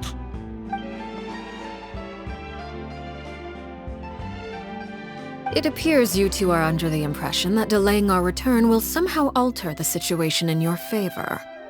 I'm sorry to ruin your fantasy, but your efforts are meaningless. That being said, I could be persuaded to give Linny some extra time. I just have one condition. If you agree to my request, I'll even answer some of your questions. You're quite curious about Claire V, are you not? And my relationship to her. Wait, why are you being so generous all of a sudden? You're not gonna ask us to do something bad, are you? You overestimate yourself. You don't have the talent for bad things. Then what can you possibly... The most important consideration in a negotiation is that both sides receive something they want. Demands and threats only get you so far.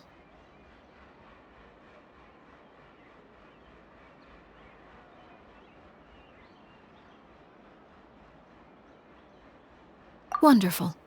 Here it is. When the time comes, make the choice that you deem most appropriate in the situation, and lend your help to the House of the Hearth. Okay, sounds normal enough. But what do you mean, when the time comes? When is that supposed to be? That is for you to decide. Then we have a deal. Follow me.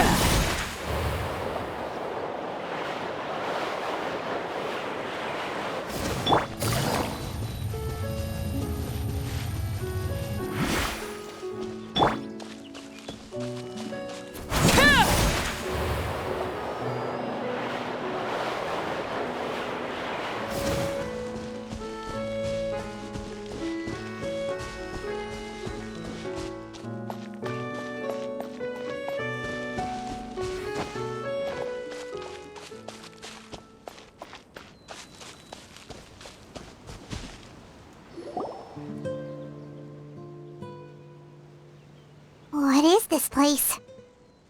Somewhere long forgotten by everyone. It used to be a grand building. Now it's nothing more than a pile of rubble.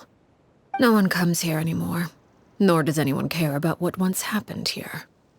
Although, this place does have something to do with the story I'm about to tell you. It was before I became a Harbinger, and before Linny and the others joined the House of the Hearth. Due to certain events, I first killed Clairvy and then her mother. And this is where it all happened.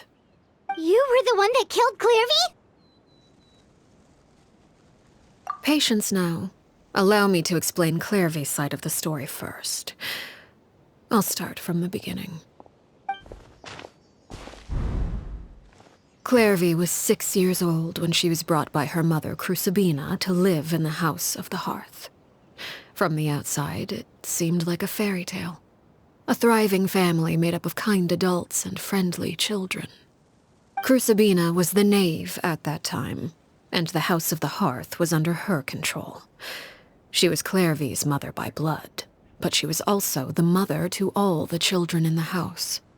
Clairvy was happy here, for a time. But she quickly realized that being part of this family wasn't a fairy tale at all. It was a kind of purgatory. Purgatory? Exactly. The House of the Hearth takes in war orphans from all over Tevat. But as for how to raise them, that depends entirely on the person in charge. Crucibina came up with a novel idea. She would teach the children to fight, force them to duel each other, and then crown as the king of the house the child who proved themselves most worthy of inheriting her title. It's difficult to estimate the number of children who died or were maimed in the process. There's little I can say about the ones who died. The ones that emerged with permanent injuries, on the other hand, well, they still served a purpose. They would be handed over to the doctor to be experimented on, or sent away on dangerous missions. Nothing more than tools to be used and then discarded. So those were the experiments Clairvy was talking about. But what actually happened to her? You said that Clairvy was Crucibina's daughter, so if Clairvy tried to convince her to stop what she was doing, Crucibina probably would have listened, right?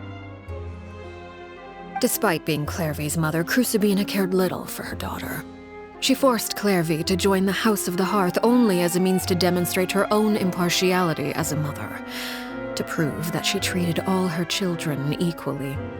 Clairvy did try to convince her mother to change her ways, but it was to no avail. After her efforts failed, the only other option was to rise up and try to fight back. Unfortunately, the other children had already been thoroughly indoctrinated into the illusion of happiness Crucibina had created. Of course, there was one exception. Someone Clairvy's age who knew the truth about the House of the Hearth. Her name was Peruere. Wait, the friend that Clairvy mentioned? Friend, huh? I suppose we can call her that for now. Clairvy was a cheerful and passionate person with a tenacious spirit. Peruere, on the other hand, was rather cold-blooded. Her cold-blooded nature allowed her to see through Crucibina's facade. Yet, it was also this cold-bloodedness that prevented her from acting against it. At least at first. While Clairvy longed for freedom, Peruere was convinced that, amid all the fighting and violence, she would make it until the end. Despite their differences, the two became fast friends, united by their knowledge of the truth.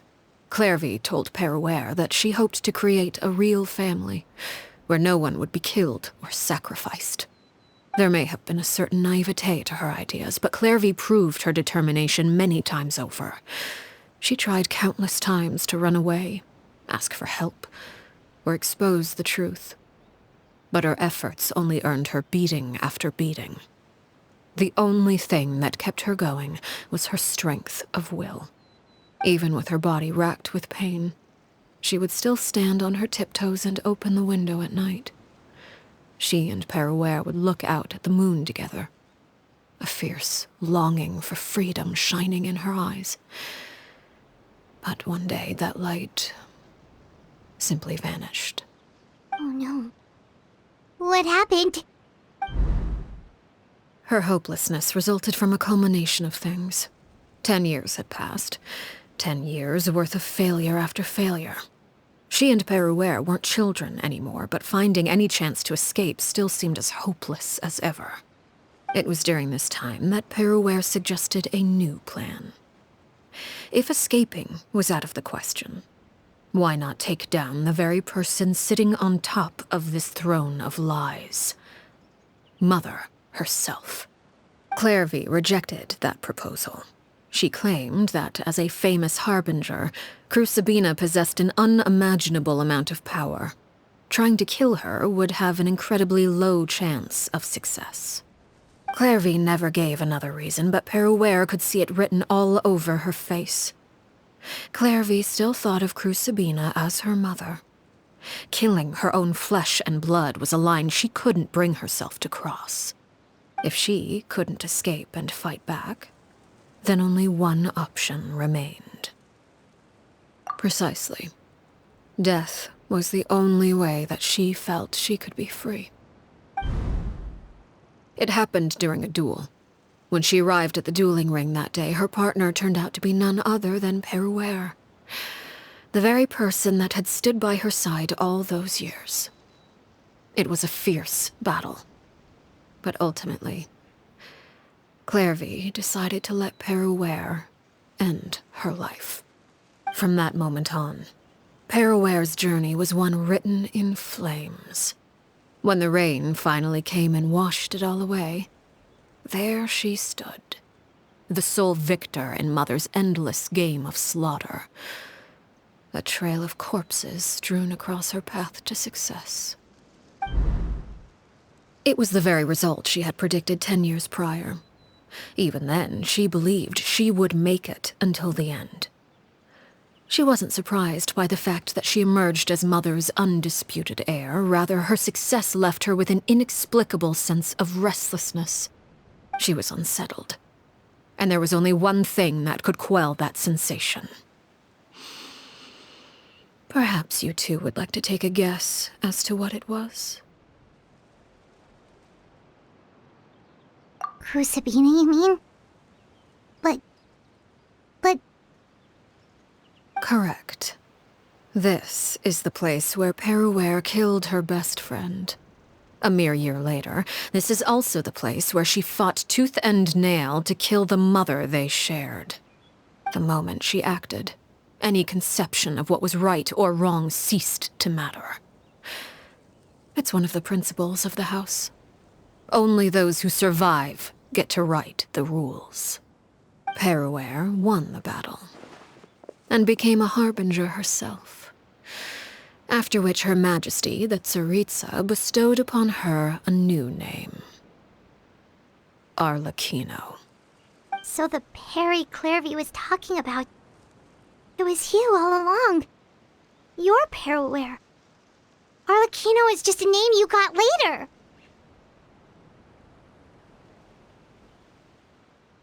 I left that name behind long ago.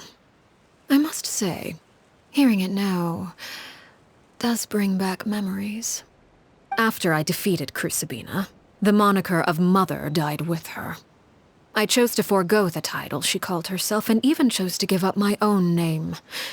I rebuilt the House of the Hearth under a new identity.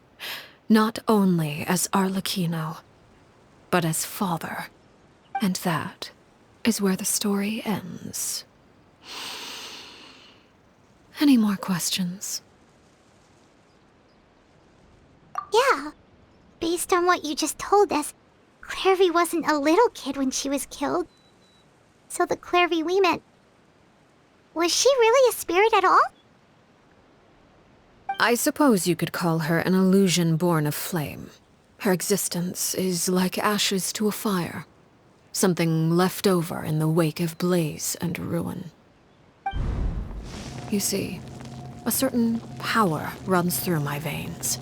It's not unlike a curse. My flames leave behind shadows of anything they consume.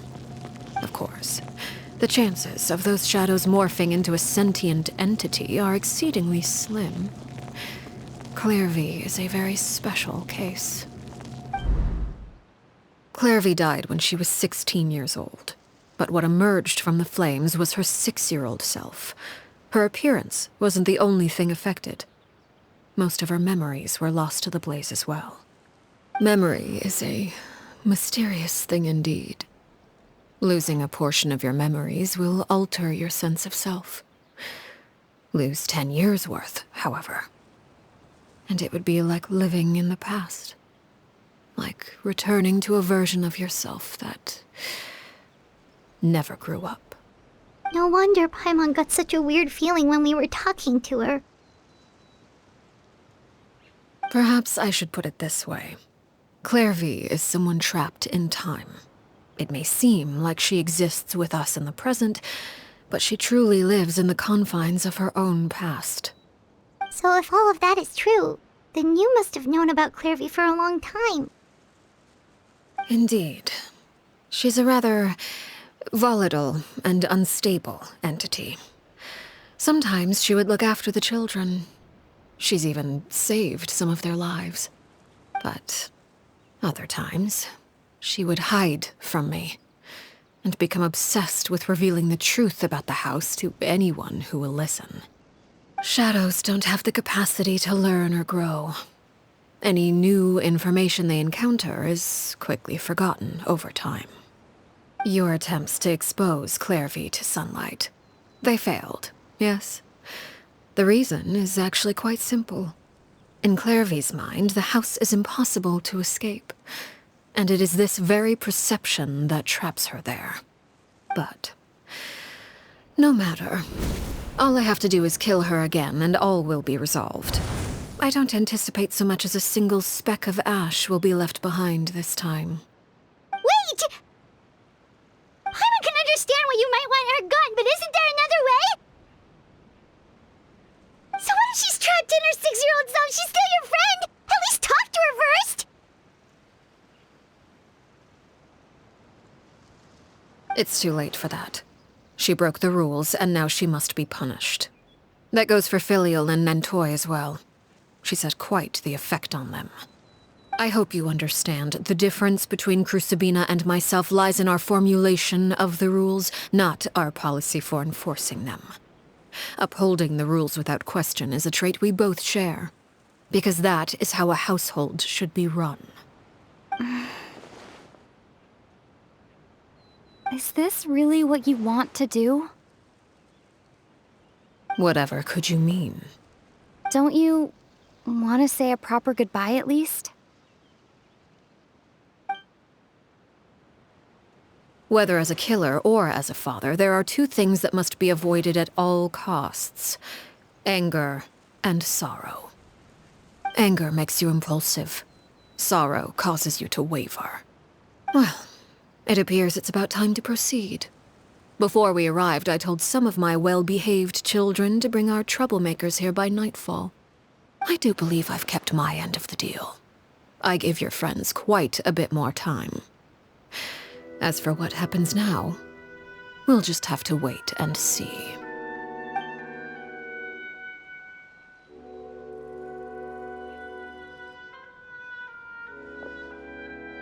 Here they are, Father. You gonna execute him? Seeing something like that would actually be a first for me. Lenny! I'm sorry. I heard about how you helped buy us more time. But I still failed. I couldn't find a way to fulfill her wish. Huh? Are you... Perry? Indeed, it's been a while, Clairvy. Perry! Shh, stay right there. I'm sorry to postpone our reunion, but first I believe certain scores need settling.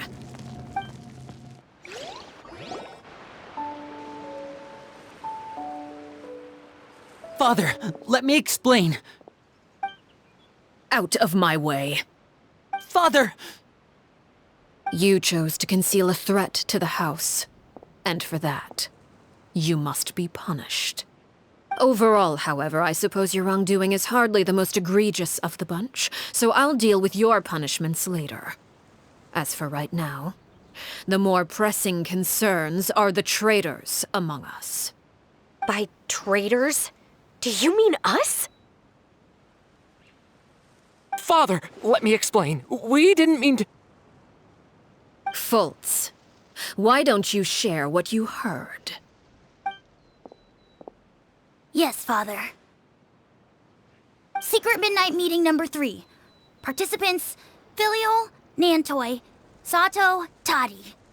Nantoi clearly said, if only Father wasn't the one who took us in. Sato added, I'm sick of this life. I just want to live as a normal person. Filial was the worst of them all. She called us crazies and said a bunch of mean things about Father. I did not! You're lying! Fultz is trying to frame us! It's not like I'm the only one who heard those things. After that, you and Toddy and a bunch of other people started talking about Clairvy. You were using all those things Clairvy brought up as an excuse to question Father. We're birds locked in a cage. The only way out is to destroy it. That's what you said, wasn't it? You little... You just want me gone, don't you? What did I ever do to you, huh? And you, Sheplo, have you forgotten who stood by your sickbed, watched over you, and changed your dressings? Come on, let's hear it then. What's your reason for all this?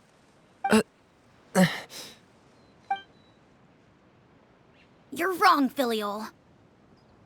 We don't want you to die. You're our family. Liar. You wouldn't be doing this if that were the case. So why?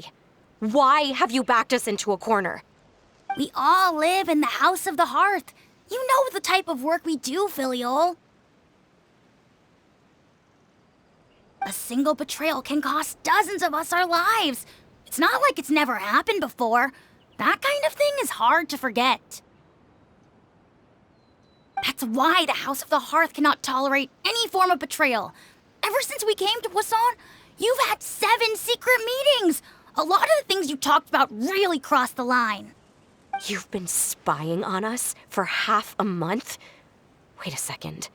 Now that I think about it, the move to Poisson was just a way to make it easier to spy on us, wasn't it? Because we were all in one place. You've had this planned all along. Filial, Nantoi, I'm sorry. I owe you both my life. I owe Clairvy too. If it weren't for all your help after I got poisoned, I wouldn't be standing here today. If this were any other situation, I would do anything to repay that kindness, even if it cost me my life. But rules are rules. I'm sorry. My hands are tied. Why? Why? That's enough, Filial. We made a mistake, and we should own up to it. We broke the rules, plain and simple. And now we have to face the consequences. I'm sorry, Sheplo. Fultz. I'm sorry, Father. We accept our punishment. Sheplo, according to the rules of the House of the Hearth, how should these traitors be punished? All those who betray the house pay with their lives. And so it shall be.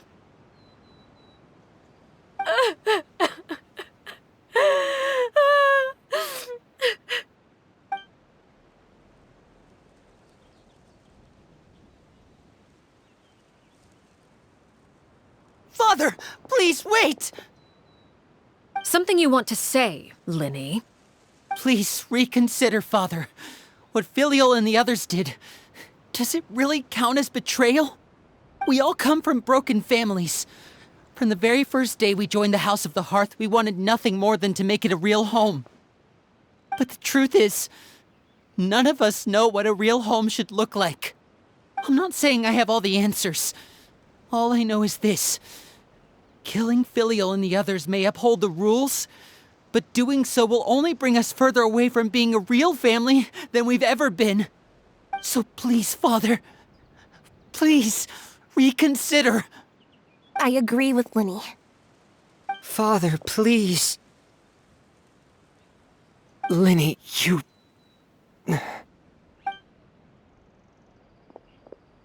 I also agree with Linny.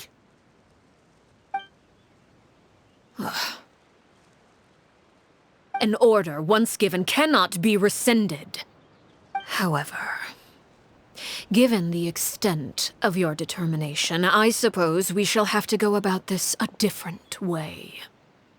Draw your weapons and face me. Our weapons? Father, are you referring to a duel? Precisely. The rules of the house will not be altered. Traitors must be punished. However, resolving disputes with a duel is also one of our rules, one that also applies to me. Demonstrate a sufficient showing of strength, and I shall offer a concession. Wait. Beat Father in a duel? Impossible.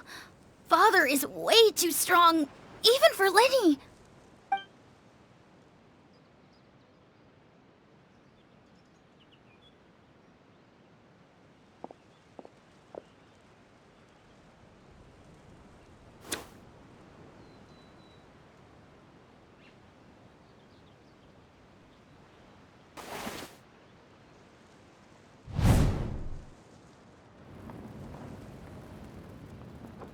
Did you hear that, Traveler?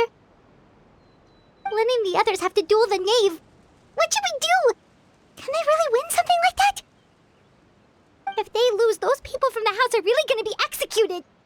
Hey, are you listening?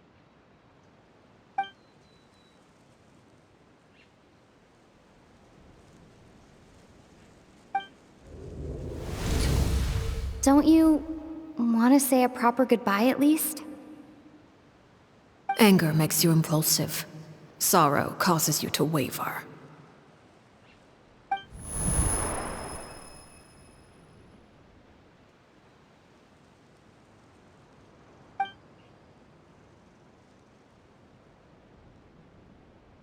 Oh, looking at that expression on her face, she seems really serious about this.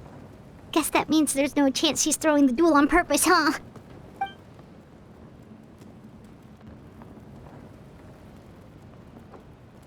When guests are around, families are often on their best behavior. And any disputes are less likely to escalate. When the time comes, make the choice that you deem most appropriate in the situation, and lend your help to the House of the Hearth. What's wrong, Traveler? Hey, where are you going? Traveler?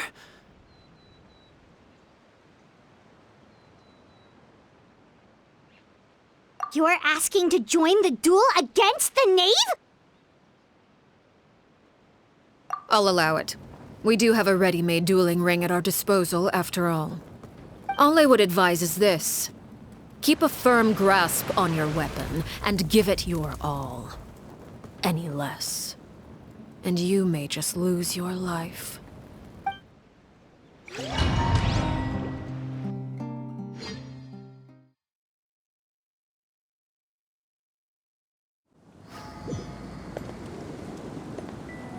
Fighting her with herself. Overruled! Is it my turn now?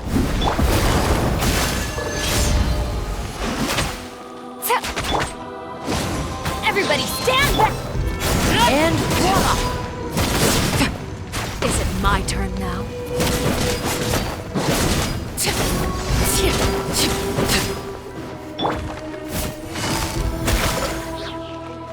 With these rising flames, Game's up. Fun's over.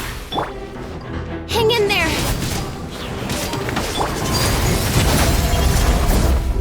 is it my turn now?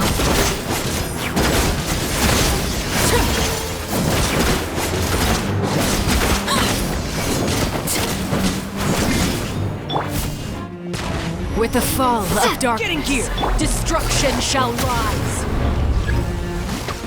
Have a taste of purgatory. Teamwork is dreamwork!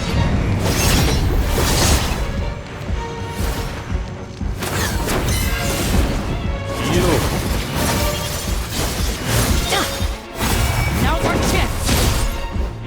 Is it my turn? Closer now.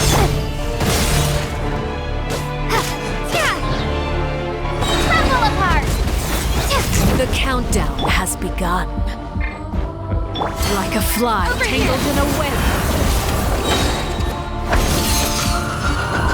How is it? Just my... With the who's next? Could have had a death healer.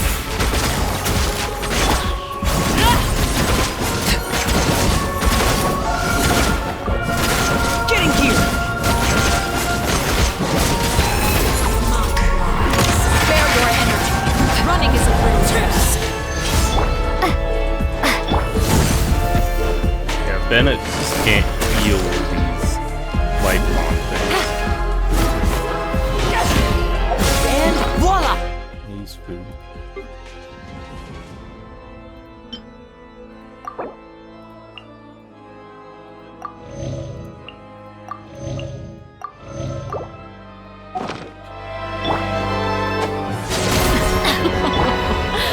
Look at me. Trapped like a bunch of helpless animals. Take it easy. Get out of here! Drop! Are you alright? Is it my turn? Yeah, that fun's over.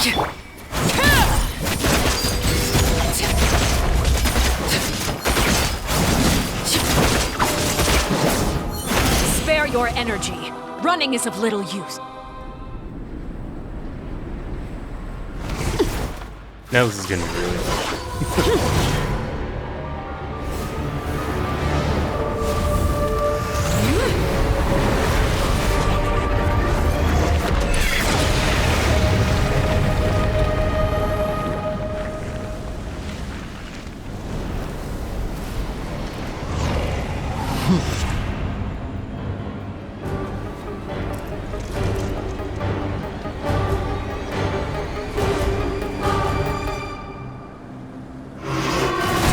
Oh, that wasn't fair. Oh, damn, I didn't even have a chance. Everybody stand back!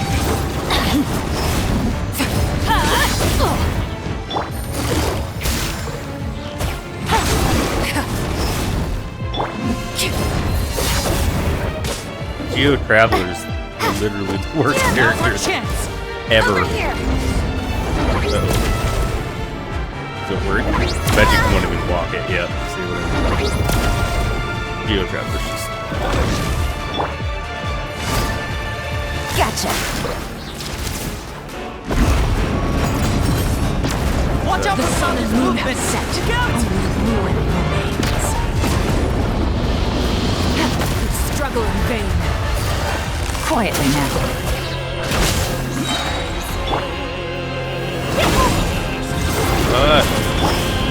Here comes the Damn it, just get freaking energy already. My god, come on. Over here.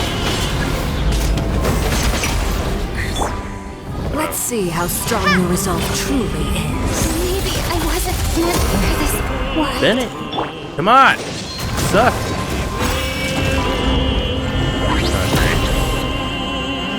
Watch out for Father's movements. Look out!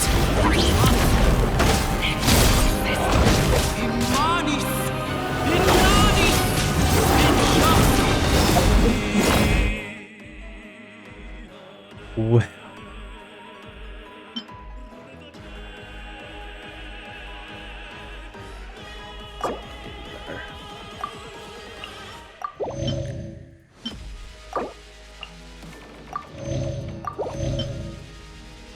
Hey, revive.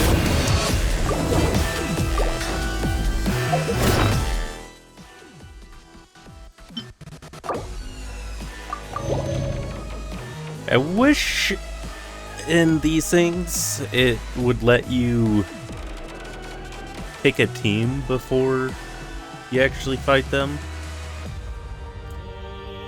I guess I should have been expecting, because I figured that at some point I was going to fight her. But whatever. Nope, what happened?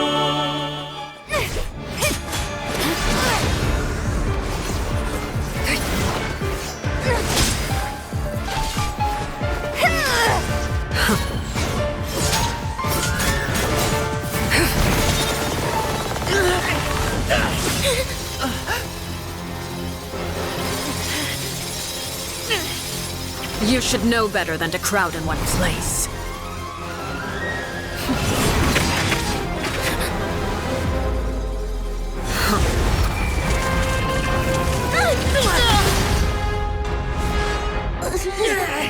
Oh, I know. No! I'm sorry, Father!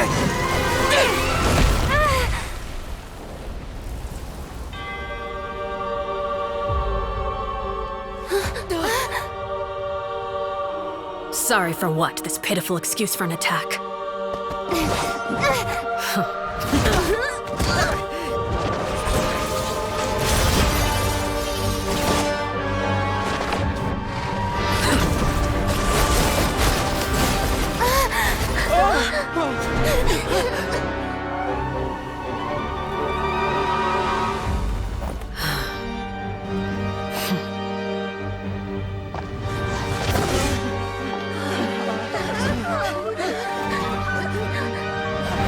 Father, no!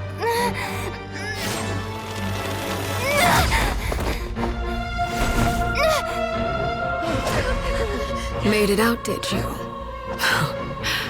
You're stronger than I expected.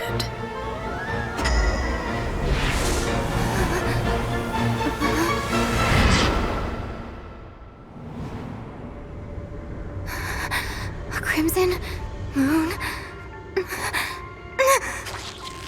I can't move.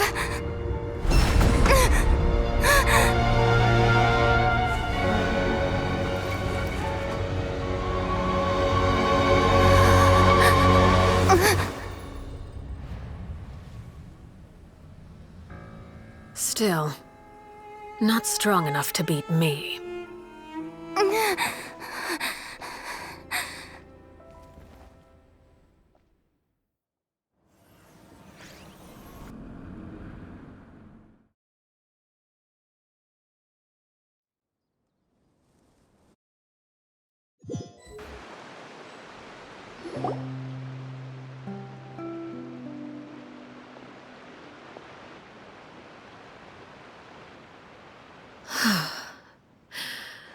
I believe we can end things here.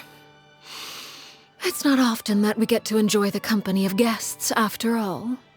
We wouldn't want things to get too out of hand. Brother, are you all right? Lenny.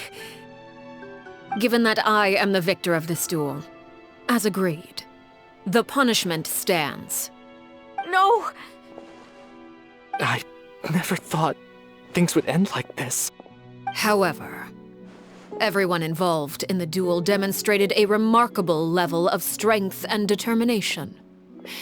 In light of this, I'm prepared to change the method of execution.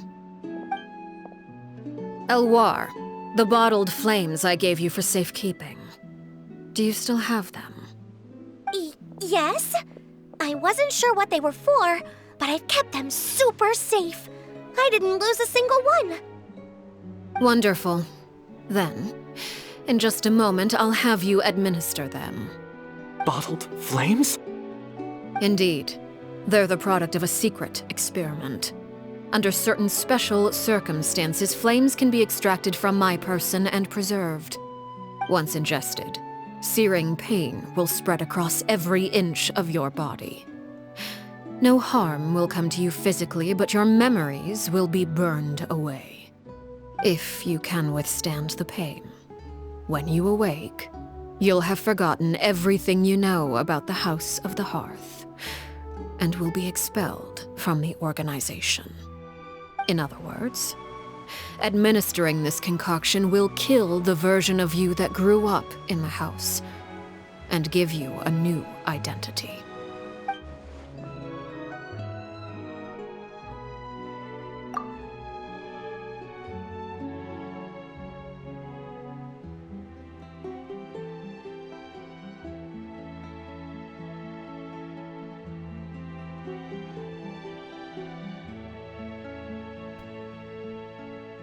Yeah, that makes so much more sense now, because that's the first thing I thought when that dude came up, was that he was the guy from the picture.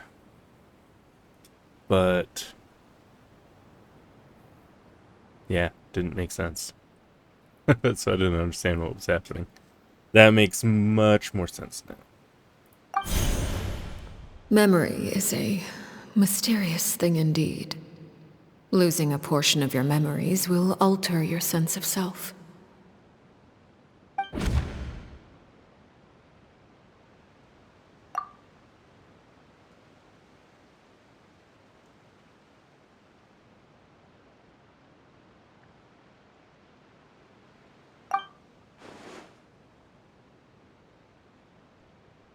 So, you're just letting us go, Father? You misunderstand.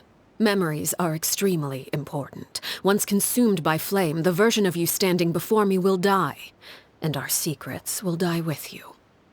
So no, I don't intend to just let you go, because the person who survives will be nothing but a stranger. Even so, I won't have to live in fear anymore. I'm sorry, Father. I'm sorry I let you down. But I really... Don't cry, Filial. You haven't left the house yet, so there are still rules to be followed, yes? Remember what I taught you. Anger makes you impulsive, sorrow causes you to waver. Don't let yourself be controlled by your emotions. Of course. I'll remember. Dry your tears, and go pursue the life you really want. Yes, Father. Chaplot, Foltz, Elwar, take them back to Poisson. And bring Linny and the others as well. I prepared 3 extra vials of bottled flames. As for whether to take them, the choice is yours. Goodbye, children. The next time we meet, I will no longer be your father. Thank you for all you've done for the house. I hope you have bright futures ahead of you.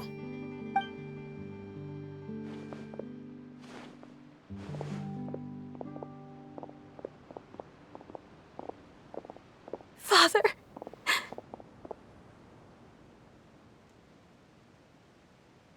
Let's go.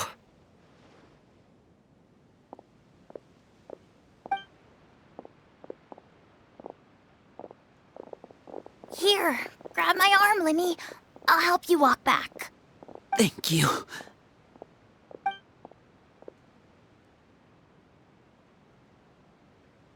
Clairvy.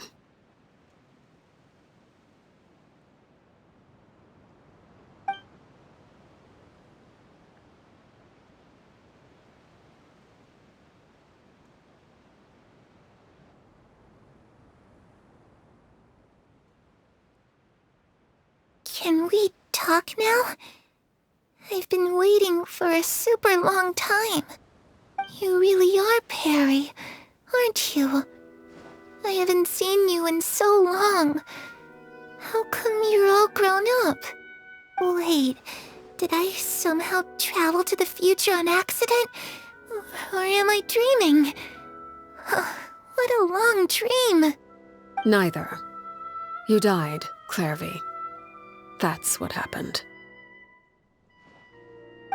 You could have at least sugarcoated it a little. Look, she's done speechless.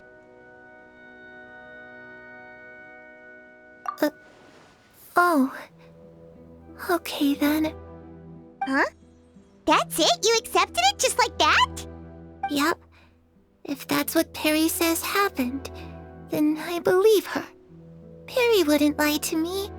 Plus, I don't really need to know why I'm like this. I'm more curious about what happens in the future. If you're a harbinger now, Perry, that means Mother is gone, isn't she? Can you tell me about it? I want to know what happened to her. And to me. You never stopped trying to defy fate. At first, no one believed you. You could only vent your frustrations to the moon. In fact, you often sought comfort in the night sky. You wanted to see the aurora, so one night we promised each other we would go to Snezhnaya to see it together. Later on, you tried to run away, but you were brought back each time. Mother spared your life, but it wasn't out of kindness. Instead, she decided to make an example of you by slowly torturing you over time. That way, the other children would know what happens to traitors. Still, you never gave up. Mother hoped that through ruthless duel after ruthless duel, she would be able to crown an ultimate victor among the children she raised. But you called on everyone to unite, to fight to a draw in order to reduce casualties. Your efforts may have only delayed the inevitable, but still. You gave them hope. You tried everything you could think of, but every attempt ended in failure.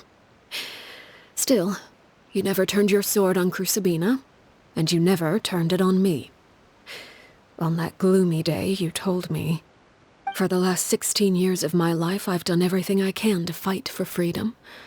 But now, I realize that the only freedom I truly possess is the freedom to choose to die." I never imagined I would say something like that. I must have been feeling really worn down. But somehow, I still think I understand. According to Mother's plan, only one of us was going to make it until the end. And I always hoped that person would be you. If I could do it all over again, I still don't think I would make a different choice. Even when I first met you, I knew you'd be able to do what I couldn't. Is that so? Even now, I'm not sure I truly understand what kind of freedom you were trying to pursue. But as the head of the House of the Hearth and as the children's father, I've tried to give them the most basic of freedoms. The freedom to choose their own fate. It's something I discussed with the Iudex of Fontaine. The children who want to leave the house will have their memories wiped clean of all secrets pertaining to the organization. In return, they will be allowed to live a normal life in Fontaine without being prosecuted for their past. Of course, I won't simply hand freedom to them on a silver platter. They have to fight for it and prove themselves worthy of it. Only freedom that is earned has true value. That's more than enough. That's exactly the kind of life I was fighting for. You know, Perry, I think you're a pretty amazing king, and a really great father, too. I'm really happy that you're the one who took over the house. I guess I do have one regret, though. I still haven't seen the outside world.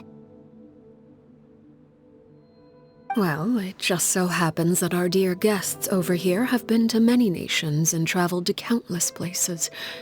Perhaps they would be willing to tell you what the outside world is like. Really?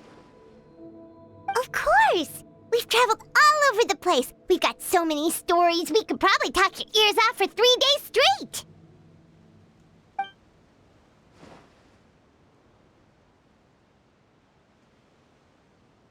I was always too afraid to skip Mother's fighting lessons.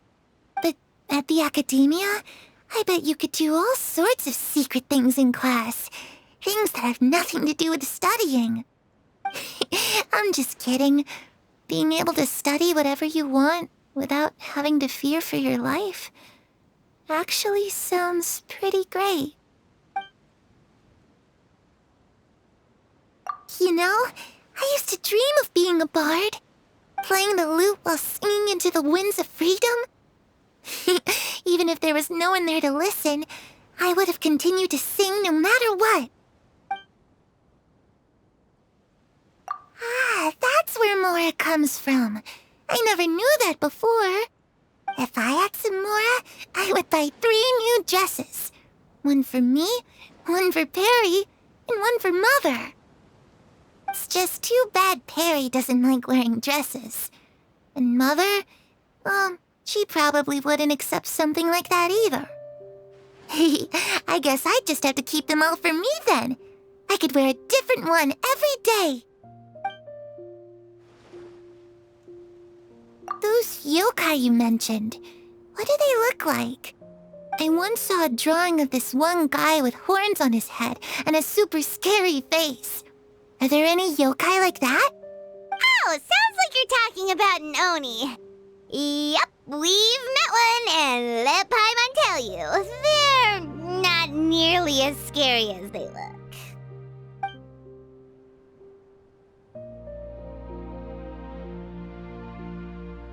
The situation was super dangerous. Lenny and Lynette were accused of committing a crime, and they were going to have to stand trial at the Opera Epicles. Oh no, that must have been hard for all of you. What happened next? Don't worry, we were able to turn the situation around super quickly, all thanks to Detective Paimon, of course. How'd you do that? Come on, tell me. Okay, so it was like this. After the failed magic show, we rushed to the scene and...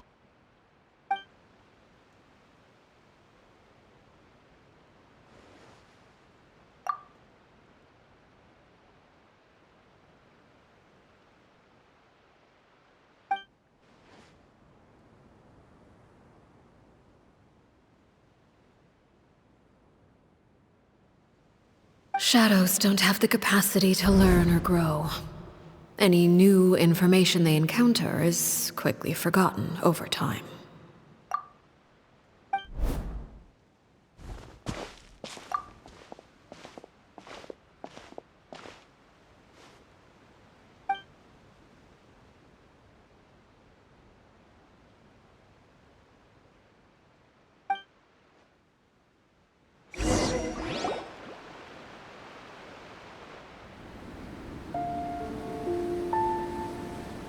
Clairvy, you've worked tirelessly from the shadows to overthrow the House of the Hearth.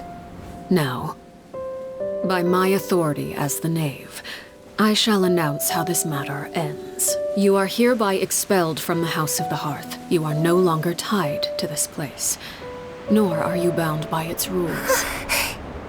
You're saying that I can finally leave? I get to experience the outside world as well?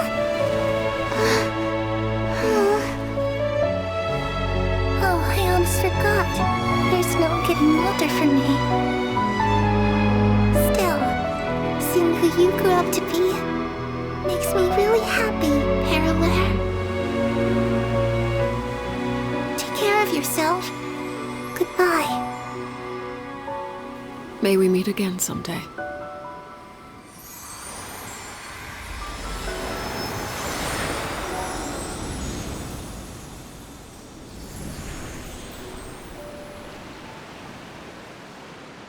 Clairvy. She left so soon. Paimon didn't even get to finish her story. I also have certain sentiments left unsaid. I wanted to tell her that the aurora I saw in Snezhnaya was just as beautiful as the ones in the pictures. But a shadow's memories reset at dawn. Had we delayed any longer, we wouldn't have had the time to say goodbye. Whatever regrets may linger, let them be lost to the coming of a new day. Father? It's Linny! Hey, Linny!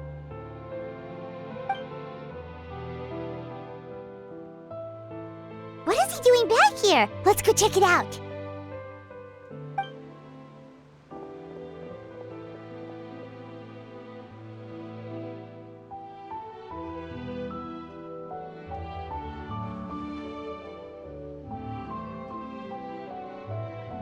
Father, The bottled flames have been administered.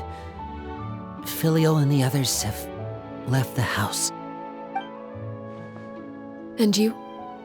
What have you decided? Thank you for giving us that choice, Father. But we never wanted to leave the house. It's the only home we've ever known. Lynette and Fremine feel the same way. They're recuperating back at the Hotel Bouffe d'été. But I decided to come back and tell you where we stood. I'm sure you're well aware of the expectations I have for you. I want you to follow in my footsteps and become the next king of the house. Yet you seem to have different ideas. I must admit, I'm rather surprised by your decision to stay. There's nothing wrong with choosing to live a quiet life. Leading this organization is a heavy responsibility, one not so easily carried by someone forced onto the throne. I just never understood what you saw in me. What made you believe I was deserving of that throne? You're brave, talented, and, most importantly, you cherish your family. You would do anything to protect them, even if it costs you your life.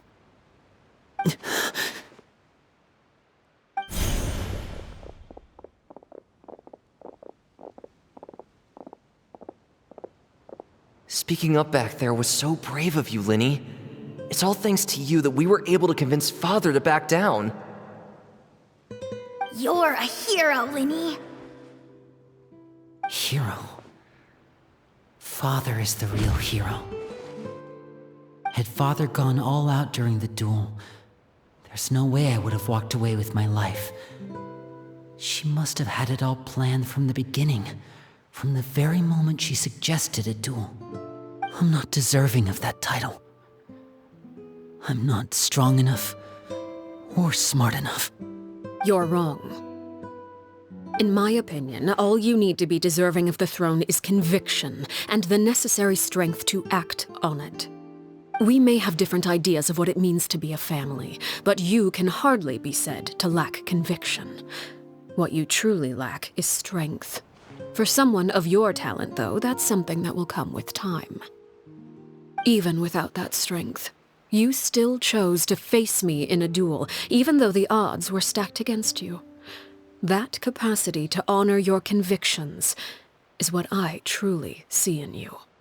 Father.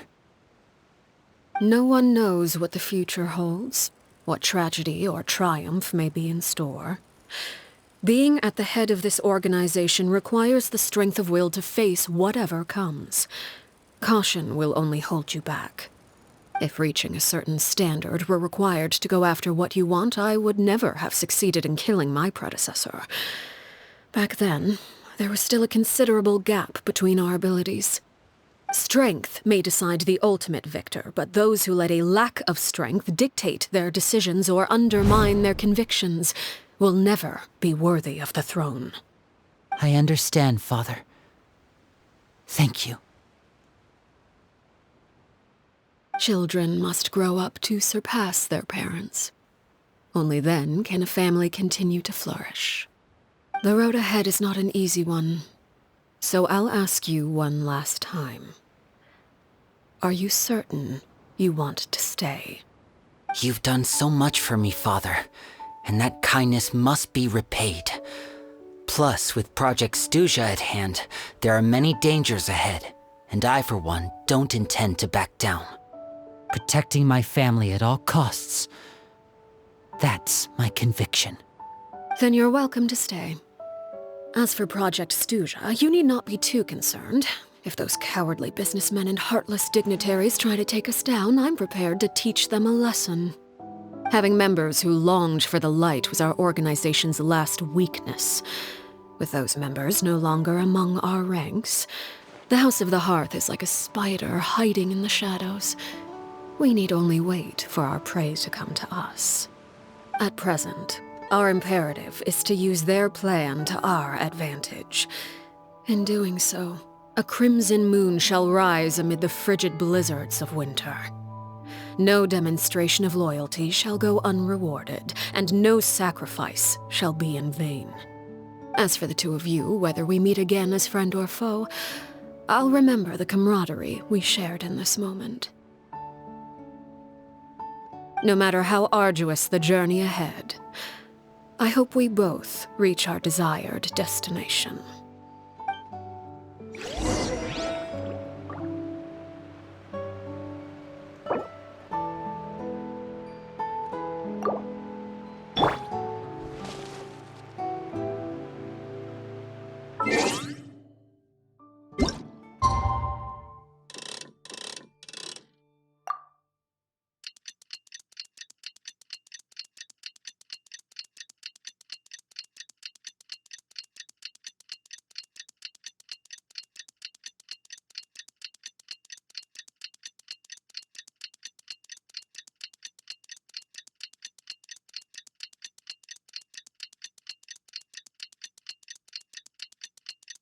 Didn't Linny say that Lynette and Fremine were recovering at the Hotel Bouffe d'été? Oh, Paimon wonders how they're doing. Maybe we should go check on them.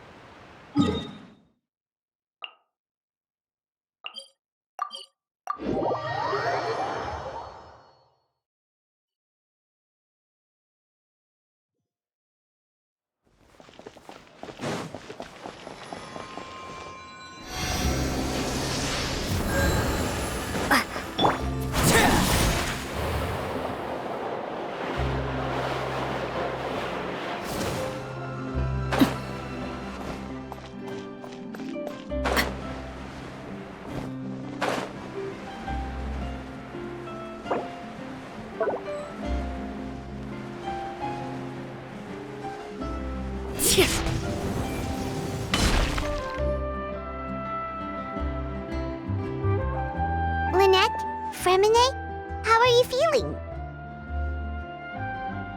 Much better. Whew, what a relief. What about you? Are you feeling alright? I knew you'd come out unscathed. Us, on the other hand, well, we've been bedridden for 2 days. I couldn't even turn over. Oh, and I wanted to ask, is Clairvy gone? Linny and the other members have left Poisson and returned to the House of the Hearth. According to him, there haven't been any more sightings of a spirit roaming the house.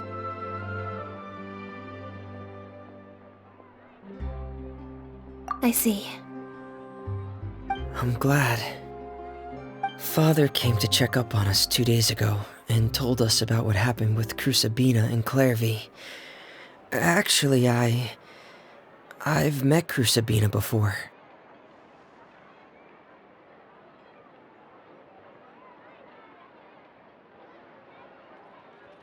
Wait, what? You've met the former knave? Crucibina died a year after Clairvy. It was during the year between their deaths that I joined the House of the Hearth.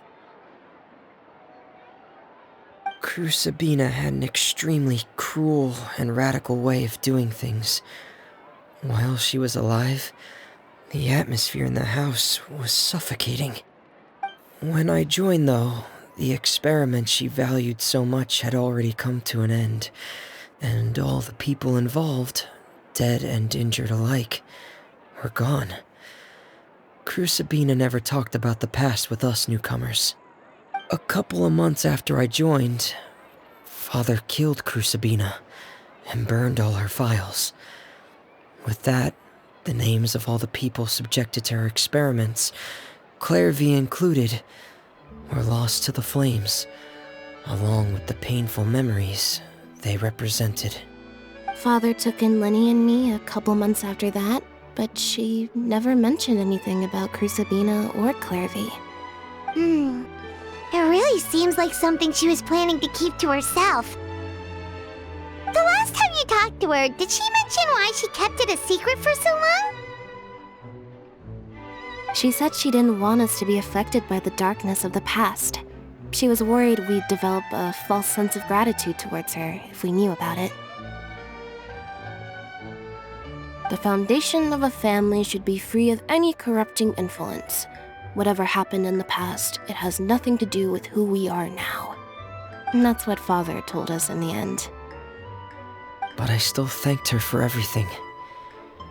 It was only after hearing about what Crucibina did that I finally realized how insignificant our lives could have been. The members of the house meant nothing to her. To say that she valued them in any way, even just as a tool, would probably be giving her too much credit. If Father hadn't taken over the House of the Hearth, I probably would have already... Father rarely brings up the fact that she saved us. She doesn't believe that being indebted to her should be what ties us together. But even if we didn't owe her anything, we would still choose to stay. Because this is our home. We may have arguments or times when we feel wronged. Some people may even choose to leave. But as long as Father is here, we will always have a home. Whether the path before us is bathed in sunlight or shrouded in shadow, we'll follow Father wherever she chooses to go. So I wanted to say thank you for helping us make it through this crisis. Without your help, we could have lost a lot more along the way. Oh, we didn't do anything, really. Of course. You're welcome anytime. Are Filial and Nantoy okay? I actually saw them at a cafe this morning. They didn't recognize me.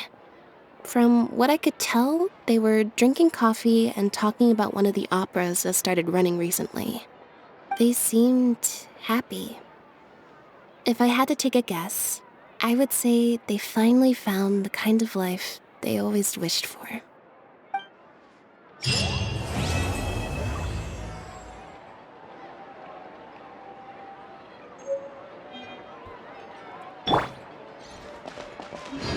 Nice. That was awesome. That was a really good story. 10 out of 10. I want to watch the short thing that they did. I don't know what it's called. Short film?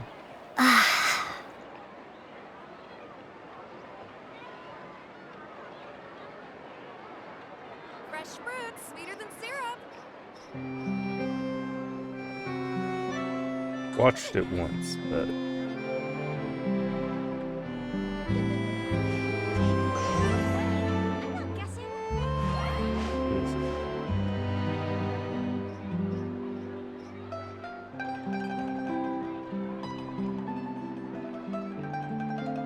Fresh fruit, sweeter than syrup.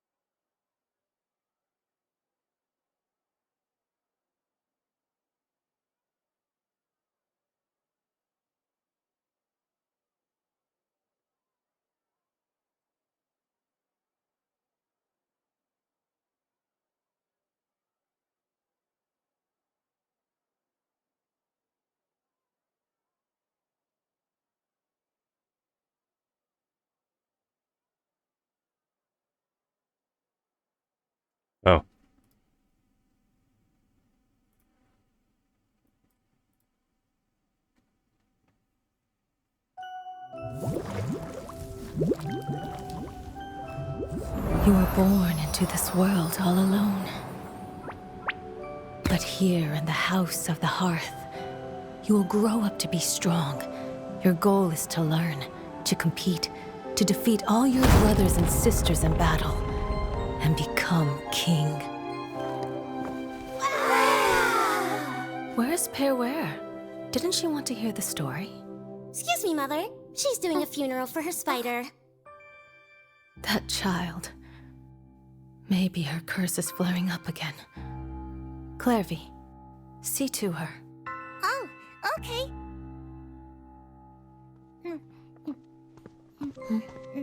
I want cake.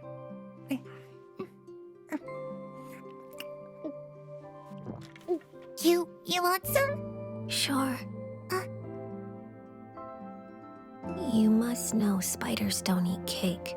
Oh, yeah, I know. The birds are from their cage. Sunbeams filter through the foliage. Flames grow with immortal courage. And I hope you won't be tainted by fate. Nothing to fear, so go alone. Do mothers usually argue with their daughters?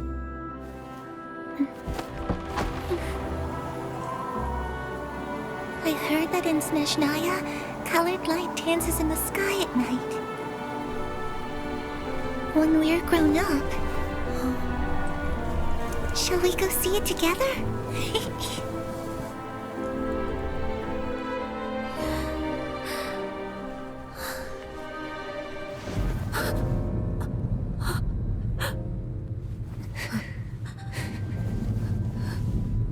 You will be a great king.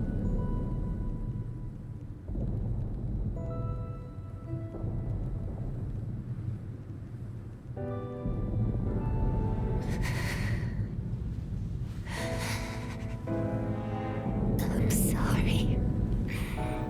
Thank you.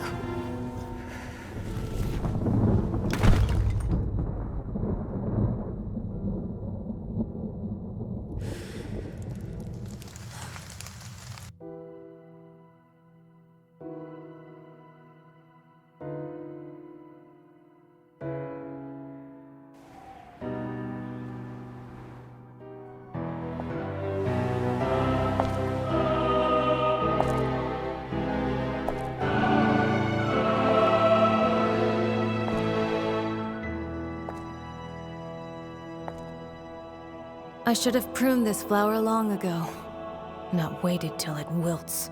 How grotesque. Wouldn't you agree?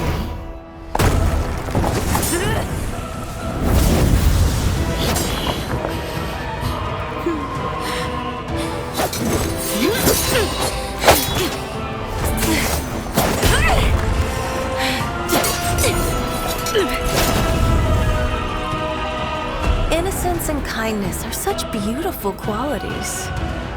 Sadly, they're all so useless!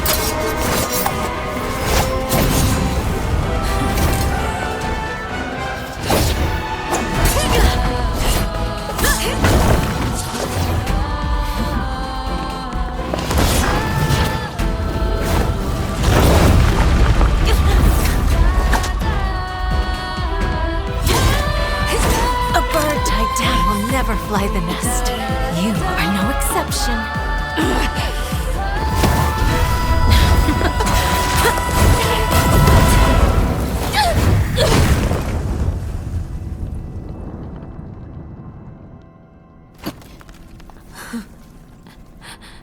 Stay awake, don't fall asleep.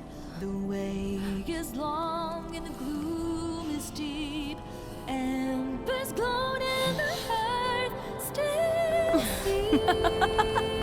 Surrender. Let your mother guide you, and you shall become the one true king!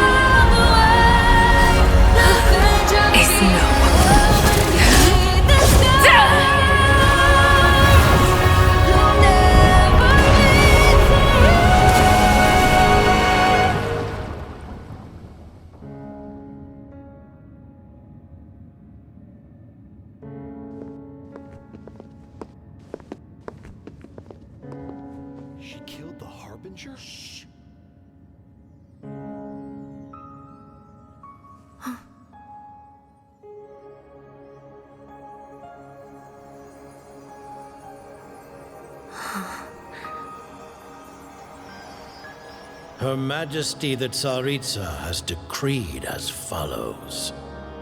I hereby pardon your crimes and bestow upon you a new name. This title and its legacy of bloodshed are now yours to bear, my poor, mad, cursed knave.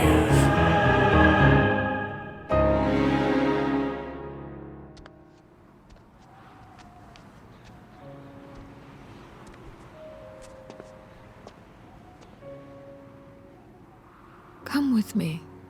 I will raise you as my child, like a strict and unfeeling father.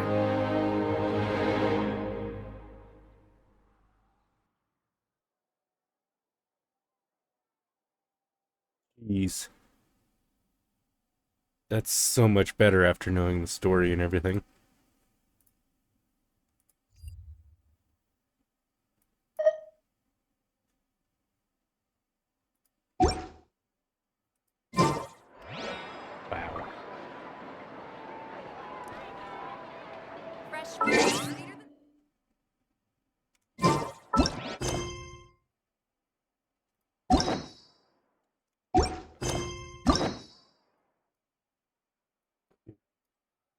Forgot Chiori has one. I have so many I need to do.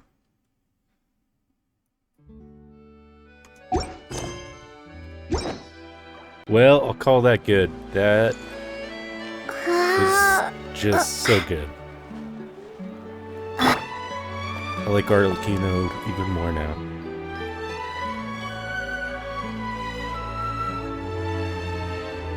Well, I'll probably upload this to my second channel as well, so follow me on my main channel or subscribe to my main channel.